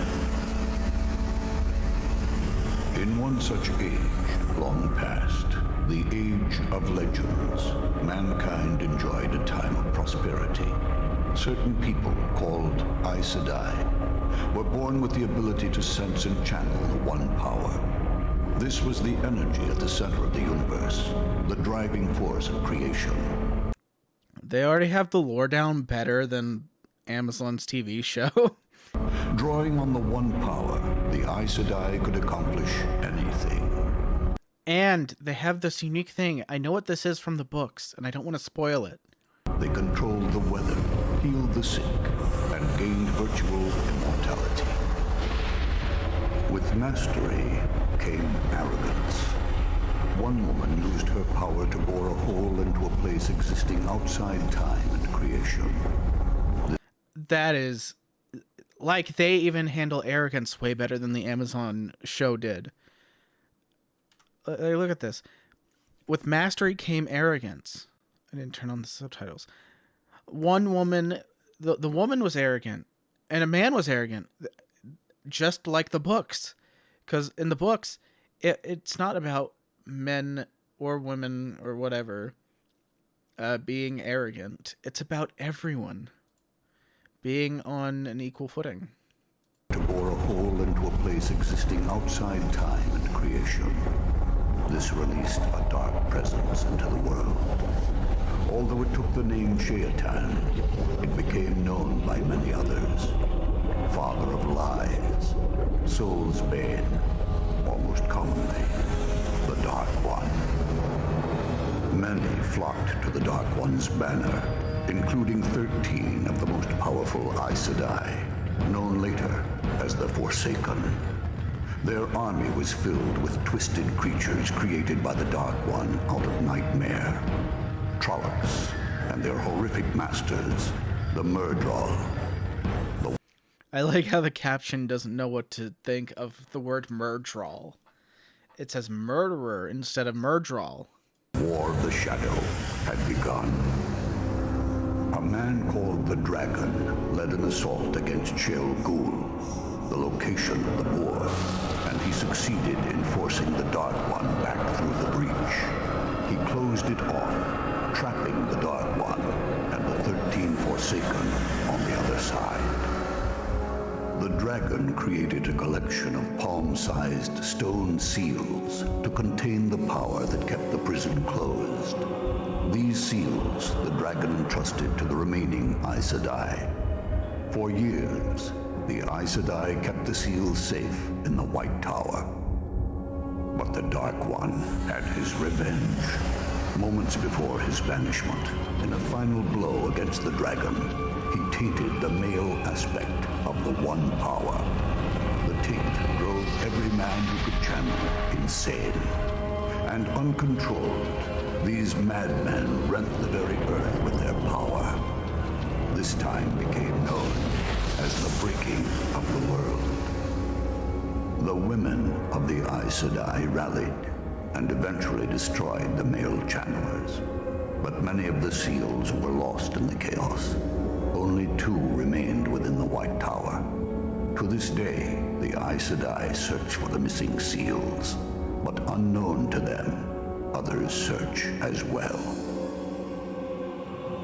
What was, what will be, and what is, may yet fall under the shadow.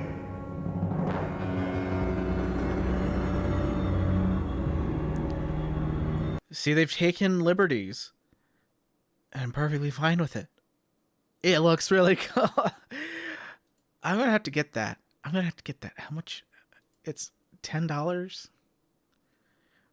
I'll do that as like a channel video. I will play through this game for a little bit. Since I'm already on the...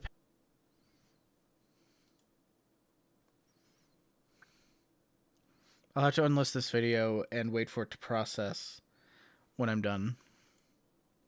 But the runtime of this game is 30 minutes. I had to blur out a thing.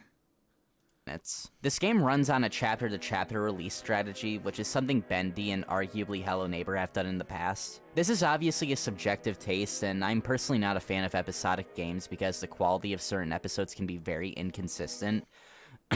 But I personally wouldn't have minded if this game was free. But no, this game is actually $5. $5 for 30 minutes of gameplay. Let me give you a comparison. The first Five Nights at Freddy's is also $5, and the runtime of that game can be around an hour to 4 hours, depending on your skill level. That's about 8 times the amount of time it takes to beat FNAF and the time it takes to beat Poppy Playtime. But they are the same price. Not to mention, chapters following this will also cost money as well. This isn't like a one-time purchase and you'll get all the following chapters for free. No, this is just how much chapters will cost in the future, if not more. I already have more. I mean, it could just be a thing where you have... it could be a thing where they...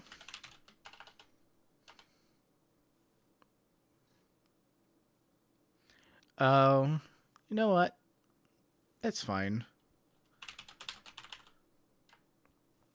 I don't even have to really worry about that. Yeah.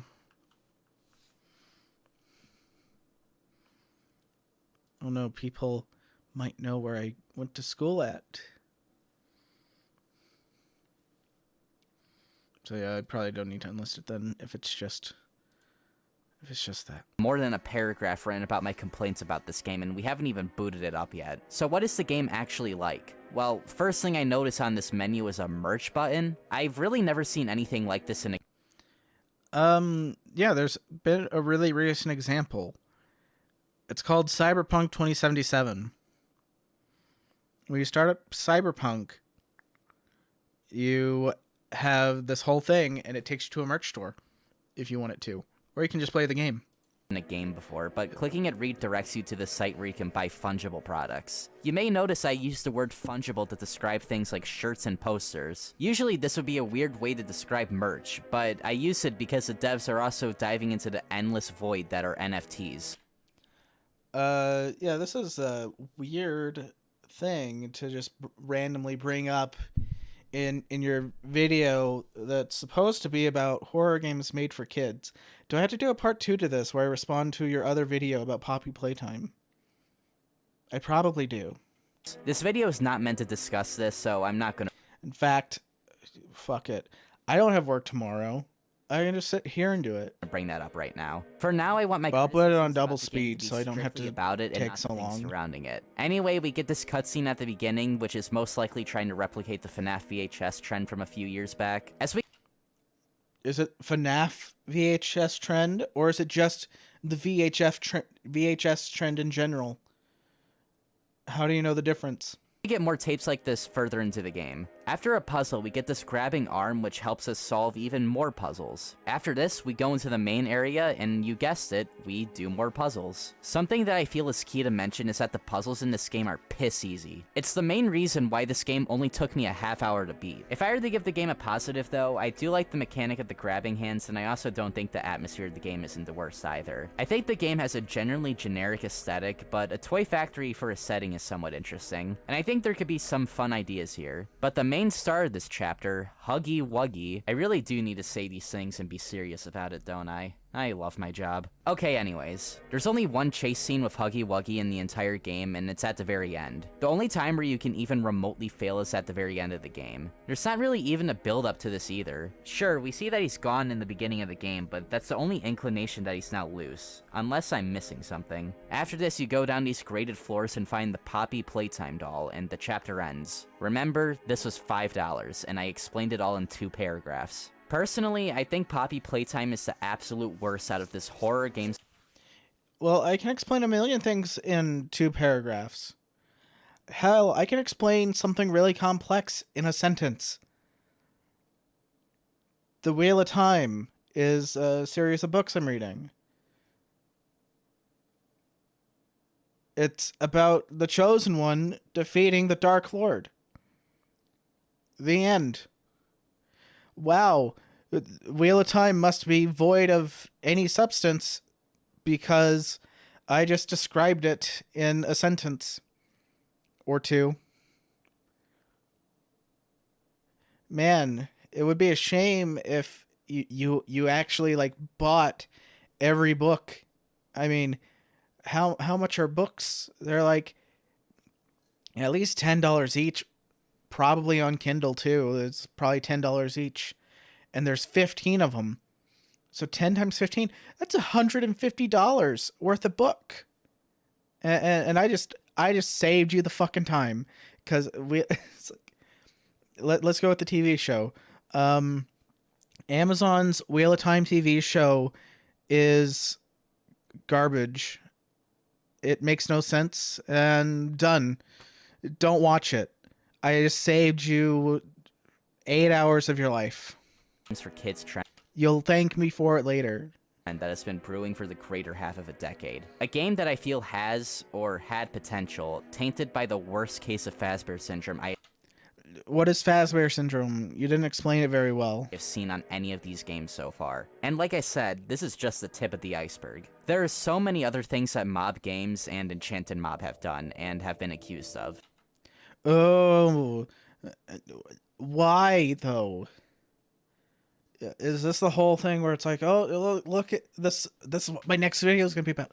I'll go over the next video, I guess. This is not the place to I'll see this saga to its conclusion because I'm not doing anything. At least. But what I can tell you is that these developers and animators are not passionate about what they are making. It's a AAA mindset with an indie budget. Not to mention the allegations of the entire premise being stolen, and poor workplace conditions. I may or may not do a follow-up talking about the shady things that Enchanted Mob/Mob Games have done in the past, so we'll have to see about that. From what I've seen so far, there seems to be a lot that needs to be discussed. But for now, it seems that this is where I get off. Okay, then. I guess. Oh, look! It's the next video in autoplay. Let me open up a thing. Because I should. Go here. Go to content. Go to the Go Live button. I'm gonna mess with this so that way I get all of the things that I need. I need to... Oh, fuck.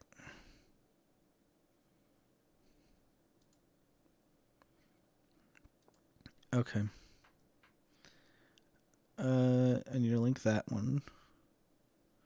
Obviously. Click. Copy. We need to do better about planning for this. But I'm not good at it.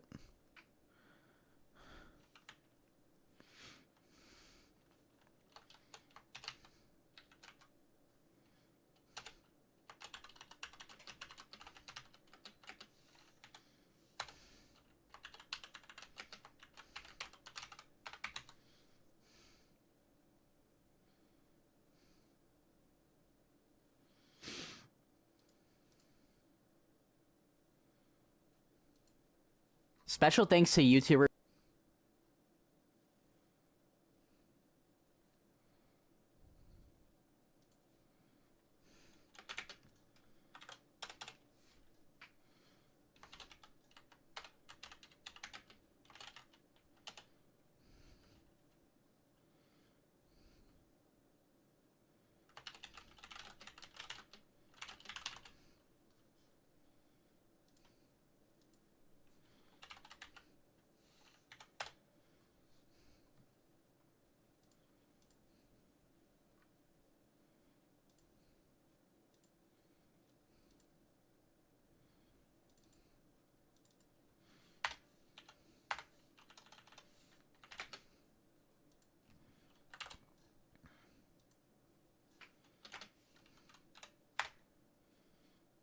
And then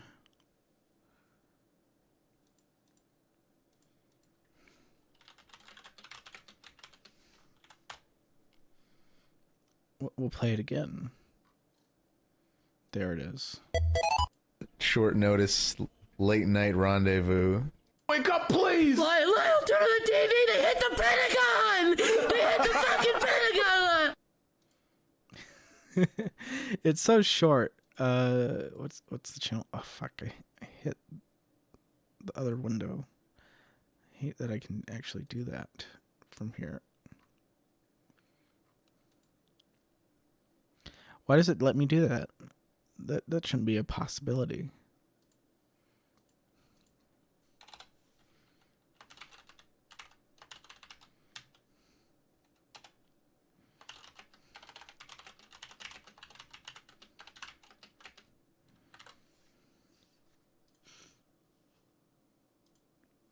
All right, making sure I got all of it right.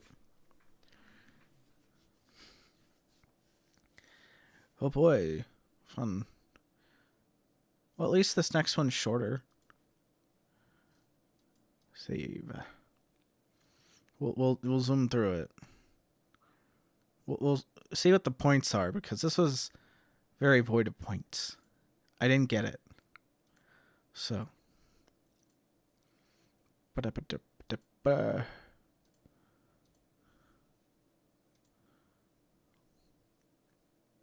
Poseidon and Automation for helping you with the research of this video. They will be linked below. 2015 was an interesting time. We saw the rise of many creations breaking into internet conscious and sometimes even the mainstream. No matter where you looked, you couldn't get away from media around games such as Minecraft or Five Nights at Freddy's. These two games, especially Minecraft, have solidified their place in pop culture and with the media that we all consume today. An obvious and undeniable part of what started to make these pieces of entertainment grab a wider range of people and become more accessible was fan-created content. This range being anything from the simple and common Let's Play to some more analytical videos discussing various findings in the games themselves, or even explaining how certain aspects of the game operate. You can argue that some pieces of content may objectively be easier or harder to produce than others, but generally speaking, I think all this content serves a purpose one way or another. One contribution to fan-created video content about certain franchises I think is heavily underspoken about while in these discussions is animated content. Undeniably, some of the most high effort and hard to produce content is animation. Both Minecraft and Five Nights at Freddy's.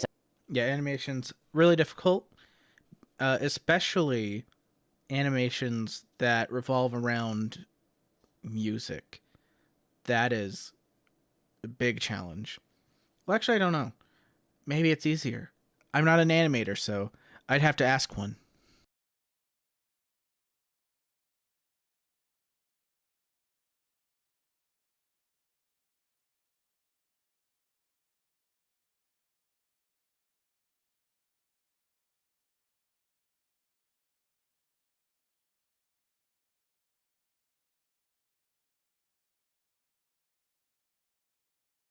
Sorry, I was drinking my water.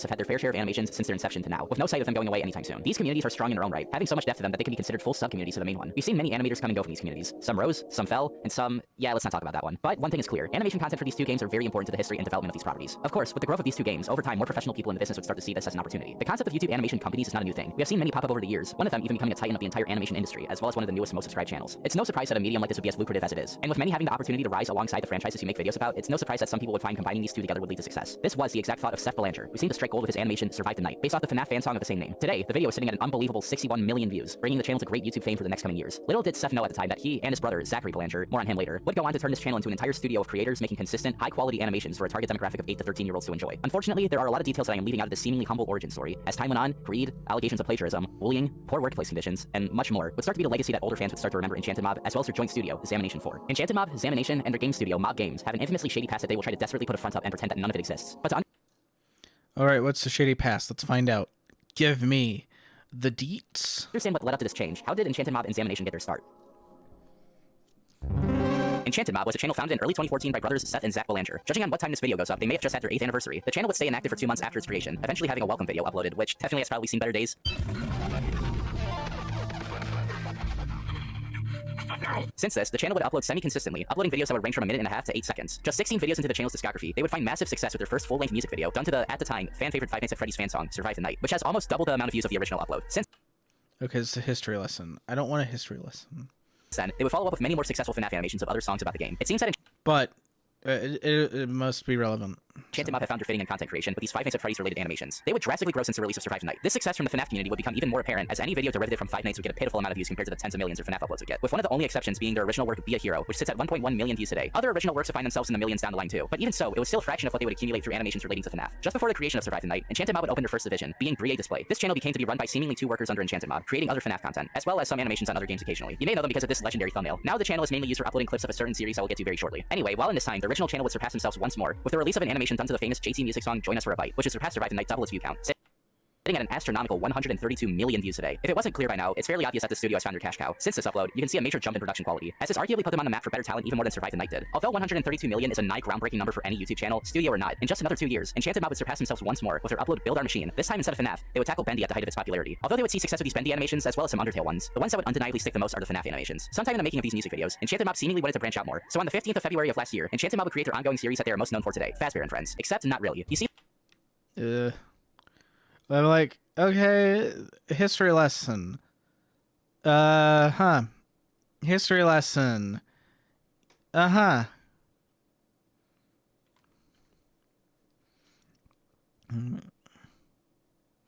want to do a funny. Let me do a funny.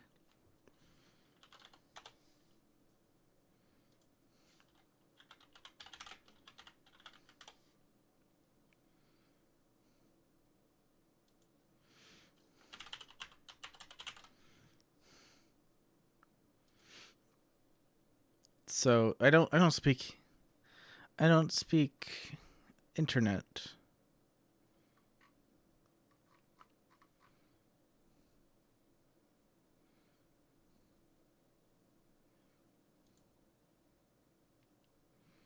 I will save a video for the background.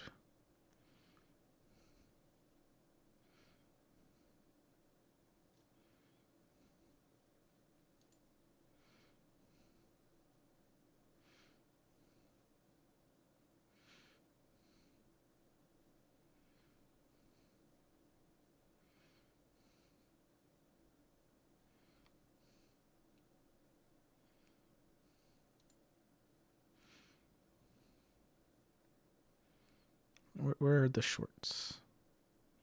It's under shit posts.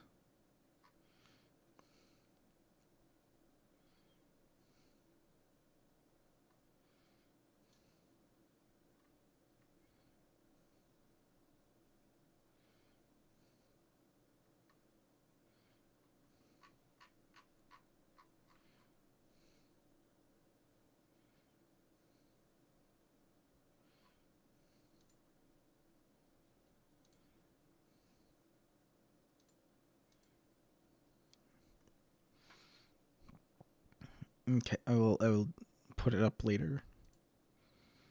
See, the first 2 episodes of Fazbear and Friends are actually uploaded to the Examination channel, which as mentioned before, merged with Enchanted Mob sometime in 2020 for not public reasons. There's not much to talk about when it comes to the early life of Examination. They started off with fairly good success for making creations that were based off of YouTube channels that were popular at the time, majorly picking up steam about 3 years ago. Somewhere down the line, this got the attention of Enchanted Mob, and the studios had agreed to do a business decision to merge, ultimately being an objectively good idea for the 2 studios. The current state of Enchanted Mob Examination has brought the studios to great success. Every episode of Fazbear and Friends, as well as other full-length videos, all surpass 1 million views, usually being in a 2 to 3 million range. However, long-term fans have discussed their resentment towards modern Enchanted Mob. I remember watching Enchanted Mob growing up. Sad to see what's happened to them nowadays. I used to watch Enchanted Mob when I was younger. Sad to see them go down this path. It's very... See, that's what I was talking about. With the Sagan thing. It's completely... This is what I want more of.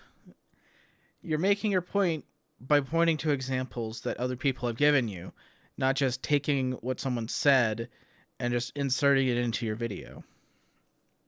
Very funny how the creators of Poppy Playtime have a YouTube channel dedicated to Minecraft FNAF animations for kids. But it really comes to the question, what makes Enchanted Mob different in the eyes of its older audience now than when they were younger? The most obvious reason is just a lot of them have simply grew up. Survive the Night is more than 6 years old now. It would be obvious to say that a lot of people introduced to the channel would have a more refined taste outside of Minecraft FNAF animations as they got older. It's just a part of growing up. But even so, as you grow up, you can sometimes look back to things like this and have fond memories of it. What makes Enchanted Mob different, and why is their name infamous to a big portion of its older audience nowadays? Let me see, because I know this might become relevant.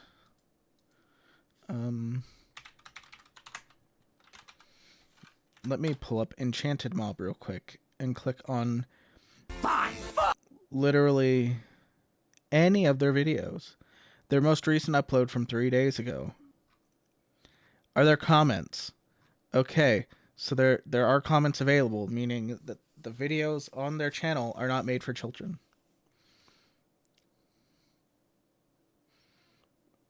Or at least they didn't click the box that says they were made for children. And just because they are appropriate for children does not mean they're made for children. They could be made for a broad audience. What is the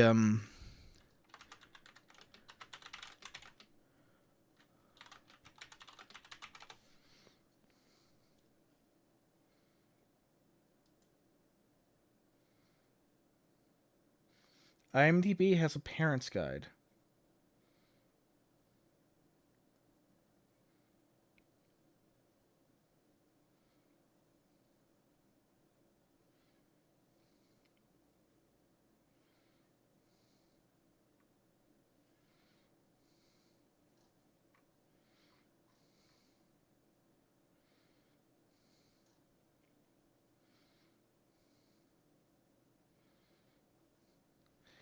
Okay, so in the United States, 12 Angry Men is rated TV PG.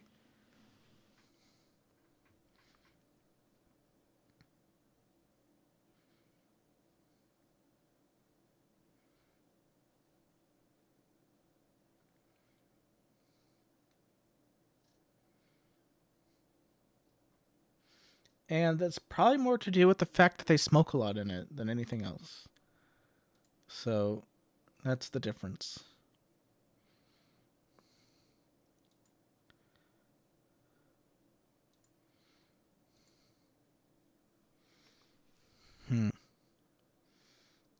I'll just capture the other window.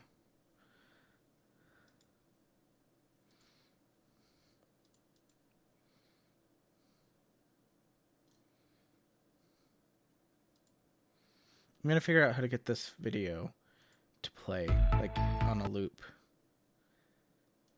Just in the background somewhere, somehow. I'm gonna do it. I'm gonna get it done.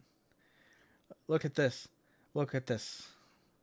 They are child-friendly because they are a cartoon. How dare they use profanity?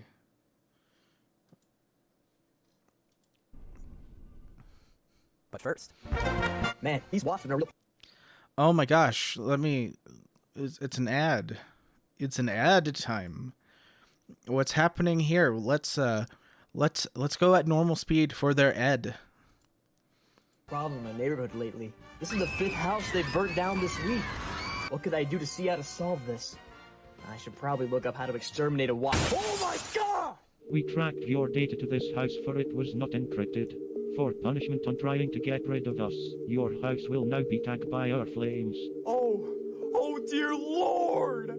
How could I have been so stupid to have let... Oh no. You know what I could say? Let me go to YouTube.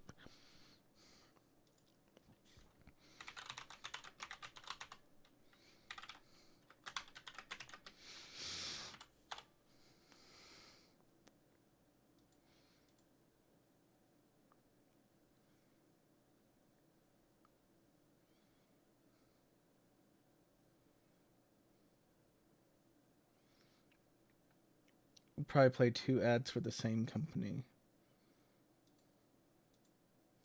But it's fine. Because one of them's entertaining.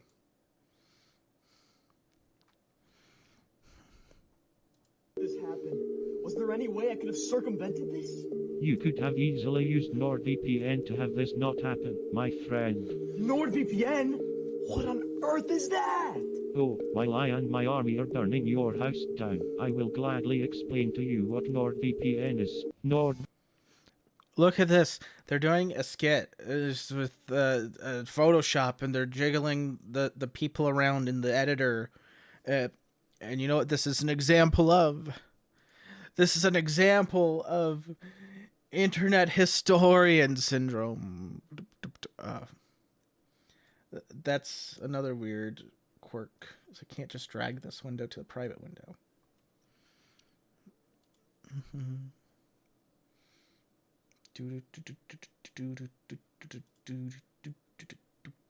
Boop. Look at this. They're copying Internet Historian, because Internet Historian is popular for doing skits in their video. Town, Nord Town. It's Look at day this. 56. They did a funny video. Seems I never win. Gonna drink all by yourself? Somebody has to. I hear you're a man who's good at finding folks. I'm many things. I'm looking for this fella. I gots to find him. It's breaking my little heart. I'll see what I can do. I have contacts in thousands of servers in dozens of countries across the globe. And just like that, she was gone. The only thing she left was a calling card. Sometimes when you follow a case, it follows you back. NordVPN can protect my online data. But who can protect me from myself? When they said this job gets easier, it was just another lie. Forensics found his password spread all the way down the block. In a perfect world, we'd all use NordVPN. But I guess this isn't that kind of story. I took the brakes off my car. Man like me never really learned how to stop. Shut the fuck up. I took the steering wheel out too. I let the road take me where I'm supposed to be. That's right, Toots. Your husband's dead. Merry Christmas. Go to NordVPN. See, this is the problem. It's infecting everything. All the ads, they're spreading like a virus. It's historians, the Seminodrome, blah. It is the worst case I've ever seen. Oh no. VPN is a service that allows you to have your data and internet traffic be secured and encrypted so no outside source. Because he's giving the spiel in a skit. This is the worst case of historian syndrome I have ever seen. Oh my god. Historian syndrome is taking over. They're gonna do Raid Shadow Legends next, and it's historian syndrome. Wow. Meaning you can even access region-specific content outside of your location. Meaning if you want to access a show or movie going NORDVP. No problem. I also wanted to mention that if you use the link below you can get 72% off your first payment. That is right. Anyways, make sure you all click the link below to be who make CinemaSins parody videos, usually on small animators. Yeah, there we go. I've covered a new syndrome, and I've made my point very articulately. Surely. That's a joke. That's a joke, by the way. The channel's original idea was to give constructive criticism towards animators, while having satirical criticisms for entertainment. Although this concept seems like a fun one, the channel ultimately fell ill to the same blurred lines of what is genuine criticism and what is satirical, just like modern-day CinemaSins. You can see an obvious bias between videos criticized from their own studio to videos criticized by other animators. The channel has remained stagnant for over a year. What? They are less critical of themselves than they are of others? I don't believe it. Now, so I think the studios have realized this. One reason as to why Enchanted Mob may have been starting to take a controversial path is because around this time, Zach Belanger really started to be involved in the managing of Enchanted Mob. And ever since, Seth's channel would start to head down the path of becoming more commercialized and more business-centered. Zach's involvement has been discussed mostly negatively by many people. Not because he turned the channel into a company, but just because he was a bad manager. Allegations of poor workplace treatment and manipulation started to run rampant in the discussion of the two studios. A comment from a very important video, more on that in a second, stated presumably, I know a lot about bad managers. I had to deal with one today. Let me tell you a thing. Oh, I wasn't clear. Well, that's your fault. Or blah, blah, blah. Yeah, I don't like it. Zach, as well as other higher-ups in the studio, would fire anyone who questioned their work schedule or asked for a pay raise. This led to many animators to quit, and a few came out about their experiences after leaving the team. But you might have noticed I said this comment was left on a video of greater importance, and I think it's time to discuss that. This comment was left on a video of the Minecraft animator Ecker Coaster, who has a less than savory past of Enchanted Mob examination. Ecker Coaster's channel was created on the 2nd of June, 2016. He would seemingly stay reserved to his own animations up until he got the attention of Enchanted Mob back in the start of 2018. During this time, Zach tried to convince Ecker Coaster, who we'll be referring to as Ethan going forward, to join 3-8 Display among other things. Ethan ultimately refused the proposal, and tensions between him and Enchanted Mob started to ring up. There is hearsay, as well as undeniable proof of these people talking about him behind his back about their opinions on his lack of skill, and how he won't make it anywhere if he doesn't join the company. This stuff would not Seriously, if you're trying to make a point, don't tell me that there's hearsay first.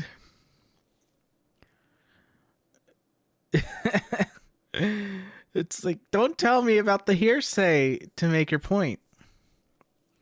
Or if you're making your point, tell me what the hearsay is, and then tell me what the undeniable evidence is. Look good on its own, but although these people could be seen as rude and somewhat manipulative, I personally don't think they've done much yet to be considered genuinely malicious. Obviously, my opinion on the subject matter was nowhere near mutual to how Ethan felt about their words at the time. Zach would continue to converse with Ecker Coaster, getting into an argument with Zach accusing Ethan of stealing their intro. Because Ecker Coaster's outro music was used years before the use of it in Build Our Machine, it's still not very clear if Zach was just joking here. He makes little to no effort to backpedal on saying if it was a joke or not. The only explanations here are if it's not a joke, then either Zach is just not too bright and he genuinely believes that Ecker Coaster stole his outro, or more believably, he knows exactly what he's doing and is just trying to get a rise out of Ethan. But I digress. I do believe that it's the latter of the two options though, and you'll see why. Going forward, Zach and Seth would ignore Ecker Coaster's wishes to not have their videos be featured on Animation Sins. Although this makes Ethan sound like he just doesn't want criticism, we have established that a lot of criticisms Animation Sins gives out are not necessarily helpful, and apparently from Ethan's perspective, it only helped contribute to harassment towards him. This would... Well, this is just the every frame of pause thing. All these people are like, oh no, I don't want my video. They made an 11-hour video about me. All accumulate to a document. Yeah, sure. Released on the 17th of July, 2020, compiling all the ways he believed Enchanted Mob and Examination have wronged him in the past. Most of his gripes were targeted towards Zach B, and that is all that I listed off here throughout this discussion. Ever since the altercations of yesteryear, the studio and Ethan have been doing their own separate things. But during this time, both the team and himself have been working on two very big projects. Ecker Coaster had been working on the first activist game, Venge, a FNAF and Bendy-inspired horror game that would have multiple chapters released. The game stayed fairly underground after its release, not really getting the attention of Let's Players or really any sort of big traction at all. The game would stay stagnant after the release of the first chapter, presumably Ethan working on more content for the game in the future. But around October of 2020, Enchanted Mob and Examination came together to form the company Mob Games, a developer subsidiary of Enchanted Mob, which would release their first game a year later. Okay. I feel like this is trying to go from like the Turkey Tom style, but it's, I don't know. I feel like this drama is so mid. It doesn't contribute itself to such a style.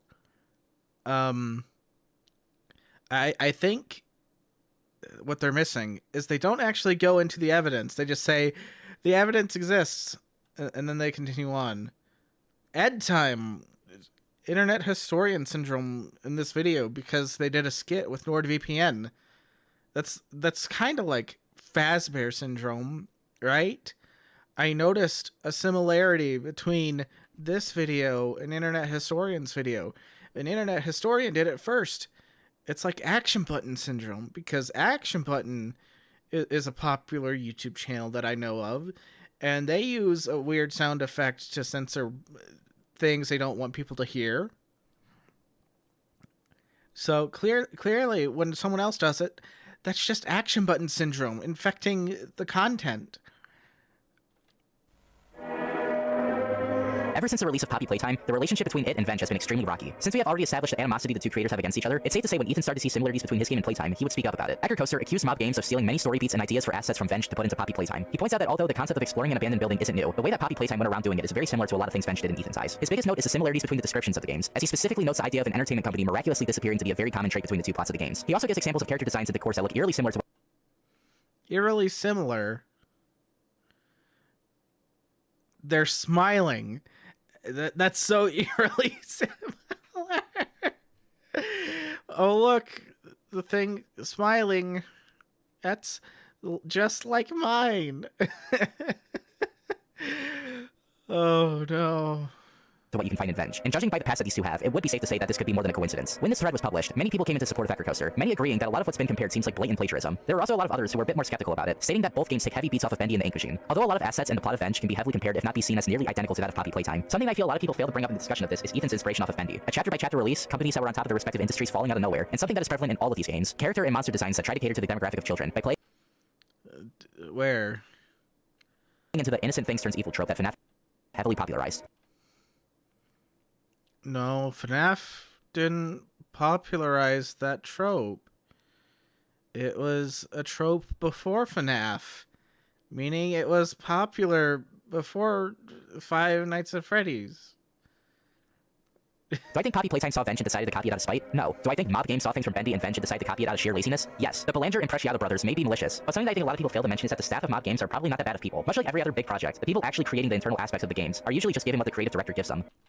What's lazy about making a character that you're like, okay, I want it to have this creepy smile and teeth, and then I want the shell to look unique. It's a creative decision that I and a lot of other people seem to have a problem with. They've zoomed in on the merch thing because isn't it crazy that they have a merch button in their game like Cyberpunk 2077 does? Cyberpunk 2077, when you start it up, it also has a merch store in its game before you go to the actual game. And for me, these problems outweigh the plagiarism allegations. Poppy Playtime simply has the problem of being a greedy, pandering mess. You have this $5 entry to what is basically a 30-minute tech demo that you can beat in an even shorter amount of time. This obviously may not be a shock to most though. Ever since the inception of these channels, it was obvious that they wanted to entertain children. This isn't the case of a content creator, or in this case, a studio, changing their content to be more brand friendly. Enchanted Mob and Examination have always been Minecraft Center animation channels, obviously having an overwhelming majority viewer base of children to preteens. This I honestly feel is fine. Something that I feel I mistakenly left out of my horror games for kids video, which precedes this one, is that obviously, making content skewed towards a younger audience is completely fine. Where I and many others start to have a problem is either if these studios or individuals start to pretend as if their piece of entertainment is not meant for this audience. And not even in the it's for kids, but kids don't like being treated like kids, so we'll make it more adult kind of way. Poppy Playtime the game seems like it's trying to be a horror game not meant for children, but everything else around the game is trying desperately to pull in fans as young as 4 years old. What do you mean as young as 4 years old? Okay, I looked at the channel. Okay, yeah, I just looked at the channel. There are comments under their videos. We'll go do it again. I'm not gonna link to any of their videos, but because I just feel insulted by it. But I just don't like this style. It looks disgusting.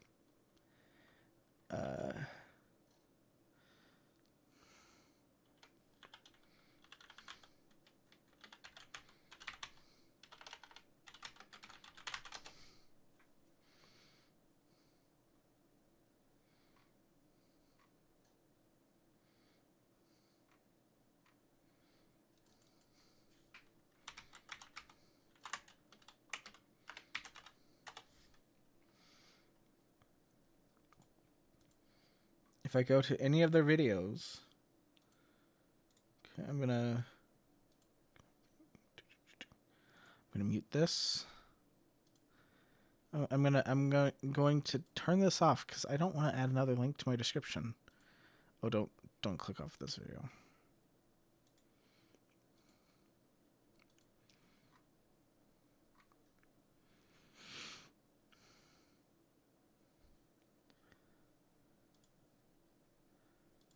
See, they have comments. So, at least by the YouTube standard, they are not making this for kids.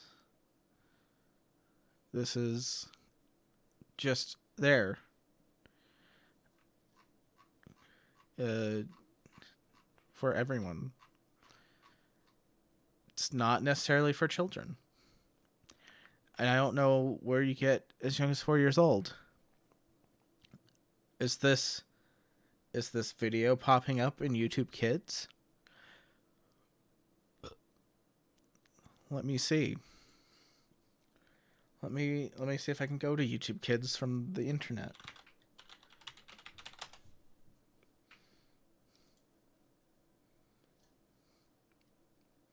Do I need an account? It has to be set up. I'm a kid. Okay. Well, I'm a parent.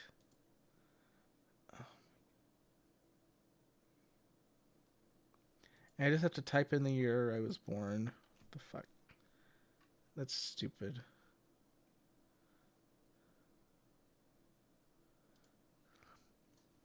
So who knows? I'm not gonna waste my time looking into it on YouTube Kids. I'll email Nick Ricada because he loves emails. This obviously is a smart tactic to do. If you try to cater to every age demographic at once, you'll ultimately have a lot more people checking out your product, meaning the absolute most people willing to view it. But as we have seen time and time again, executing this just right is harder than a lot of people think. And soon enough, your audience is going to move on to the next game that does the exact same thing. Because after a while of trying to cater to everyone, you end up catering to no one.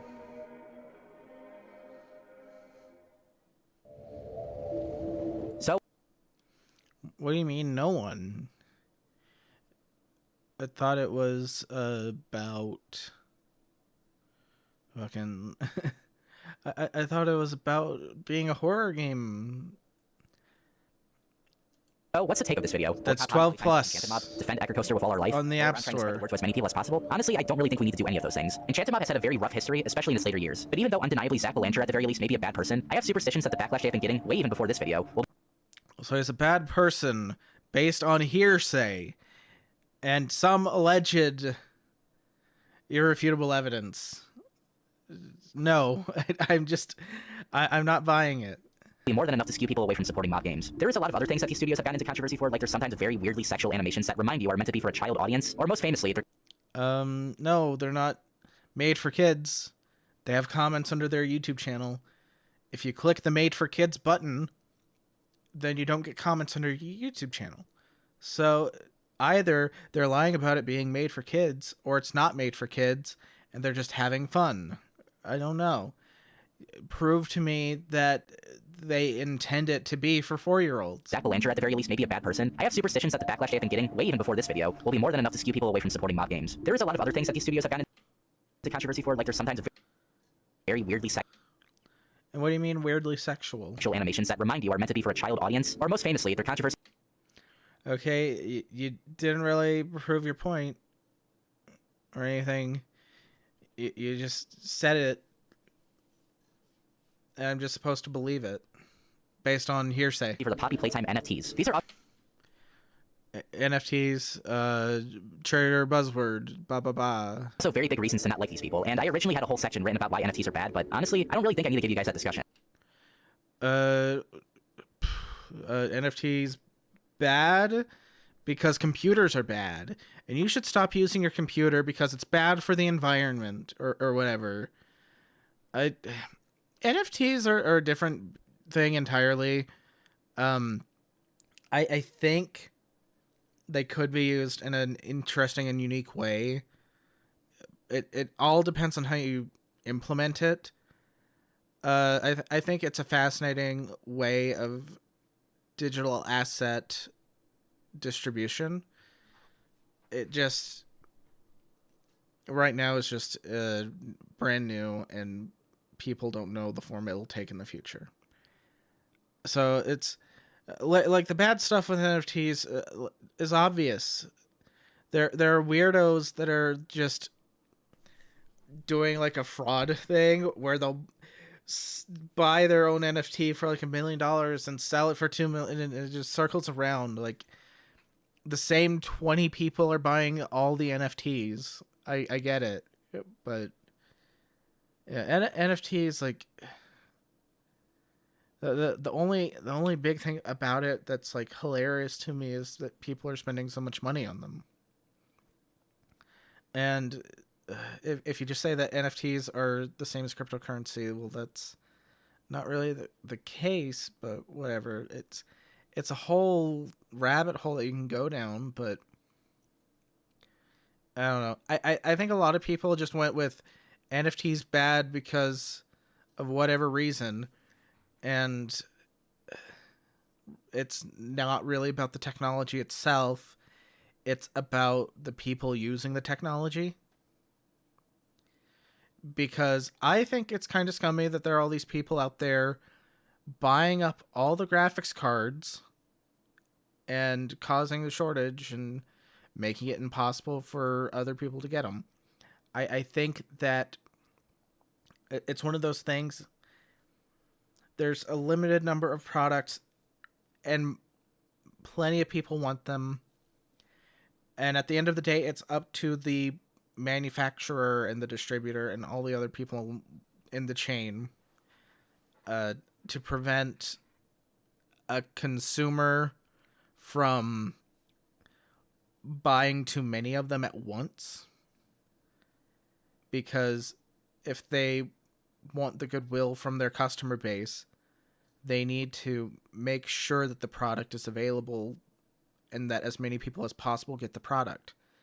If they get a bulk order that goes to one person and that one person uses all of it for a crypto mining farm, well, that's great, because now all those cards are off the market.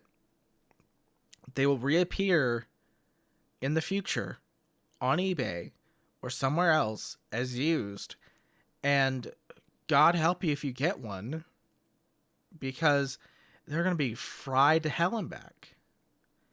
That's the problem with cryptocurrency, and that's the bigger problem with cryptocurrency and blockchain technology, is the people that are doing the big farms and buying up all the graphics cards, is that the companies that sell those graphics cards, they are responsible for ensuring that someone's not sending a bot out to buy as many as possible. They are responsible for making sure there's enough of them to go around. And we have like a semiconductor shortage, so that also throws a monkey wrench into things.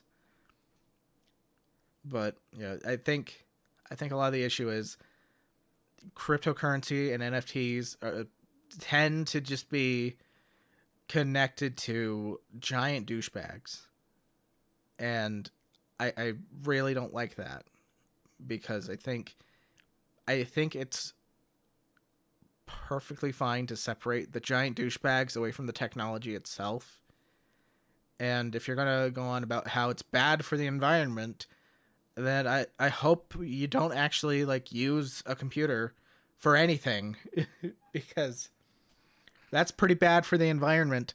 I hope you don't use air conditioning in the summer, because that's pretty bad for the environment. I hope that, you don't have a Keurig in your house, because that's pretty bad for the environment. I know all the arguments about the NFTs and stuff. The big one is a lot of them are scams. And that's just continuing on with this tangent I've gone on for God knows how long. I'm really tired. It's fucking 3:30 in the morning, almost 3:40. You saw my brain melt earlier in the stream, and it's a miracle that this water and the lights have granted me greater awakeness. But yeah, it's just TLDR. There are shitty people in the cryptocurrency and blockchain technology sphere, but they should not be the reason you dislike it. You should have like a more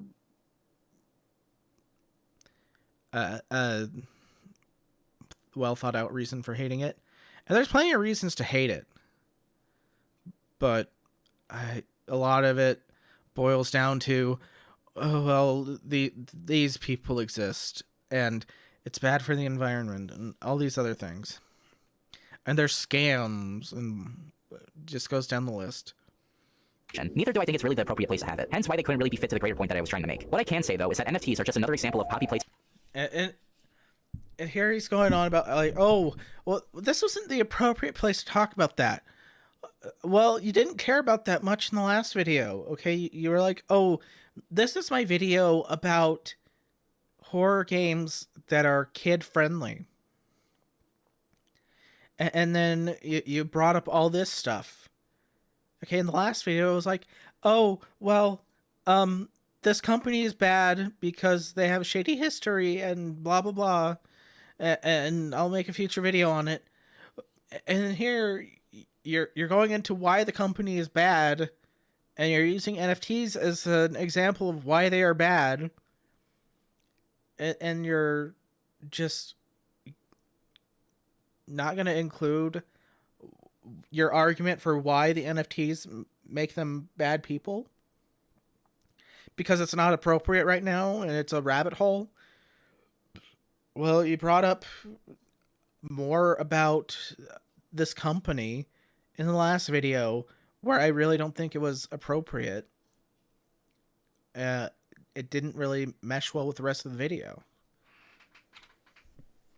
Oh no, did it mute itself? And or if all the chapters do release, the game will fall into complete irrelevancy, with possible talks of a sequel, but probably never going anywhere. With the first trailer to Chapter 2 being shown just days before this video, here's hoping that the series may be able to turn around after Chapter 1. What was shown off looks at least a little more dynamic than the first 30 minutes we were originally given, but I am also not going to hold my breath. But anyways, I have been Daggz, and until next time, see ya. Look at this, you've got pockets for the oranges. We're in an invisible war, my friend. It's 8:30. I got up like an hour ago, and we're kind of late on schedule because I decided to make a breakfast burger for breakfast. This dude did a tiny combo. This dude's on straight. Wow. This is a call post to the executives at a tainted mob. No, 3 years, but you shut the fuck up. I'm creating goddamn Sonic Iceberg off the woman, and you need to back off. Do you know what power I hold now? I have all the games, I can roll with 0 games. I created Minecraft. Do you know who I am? I know John Nintendo, and I'm the CEO of Nintendo. Now back off, and let me create the Sonic Iceberg, part 5. I know it's been 3 years.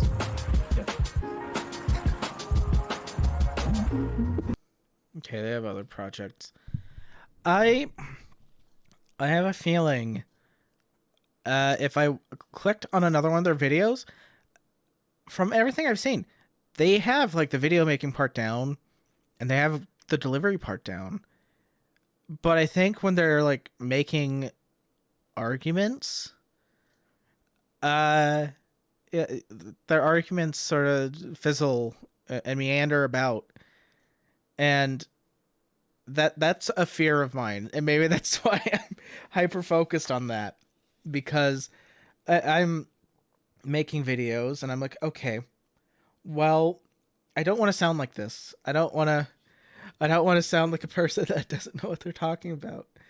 I don't want to just be critical at what is it that I'm trying to say? God damn it.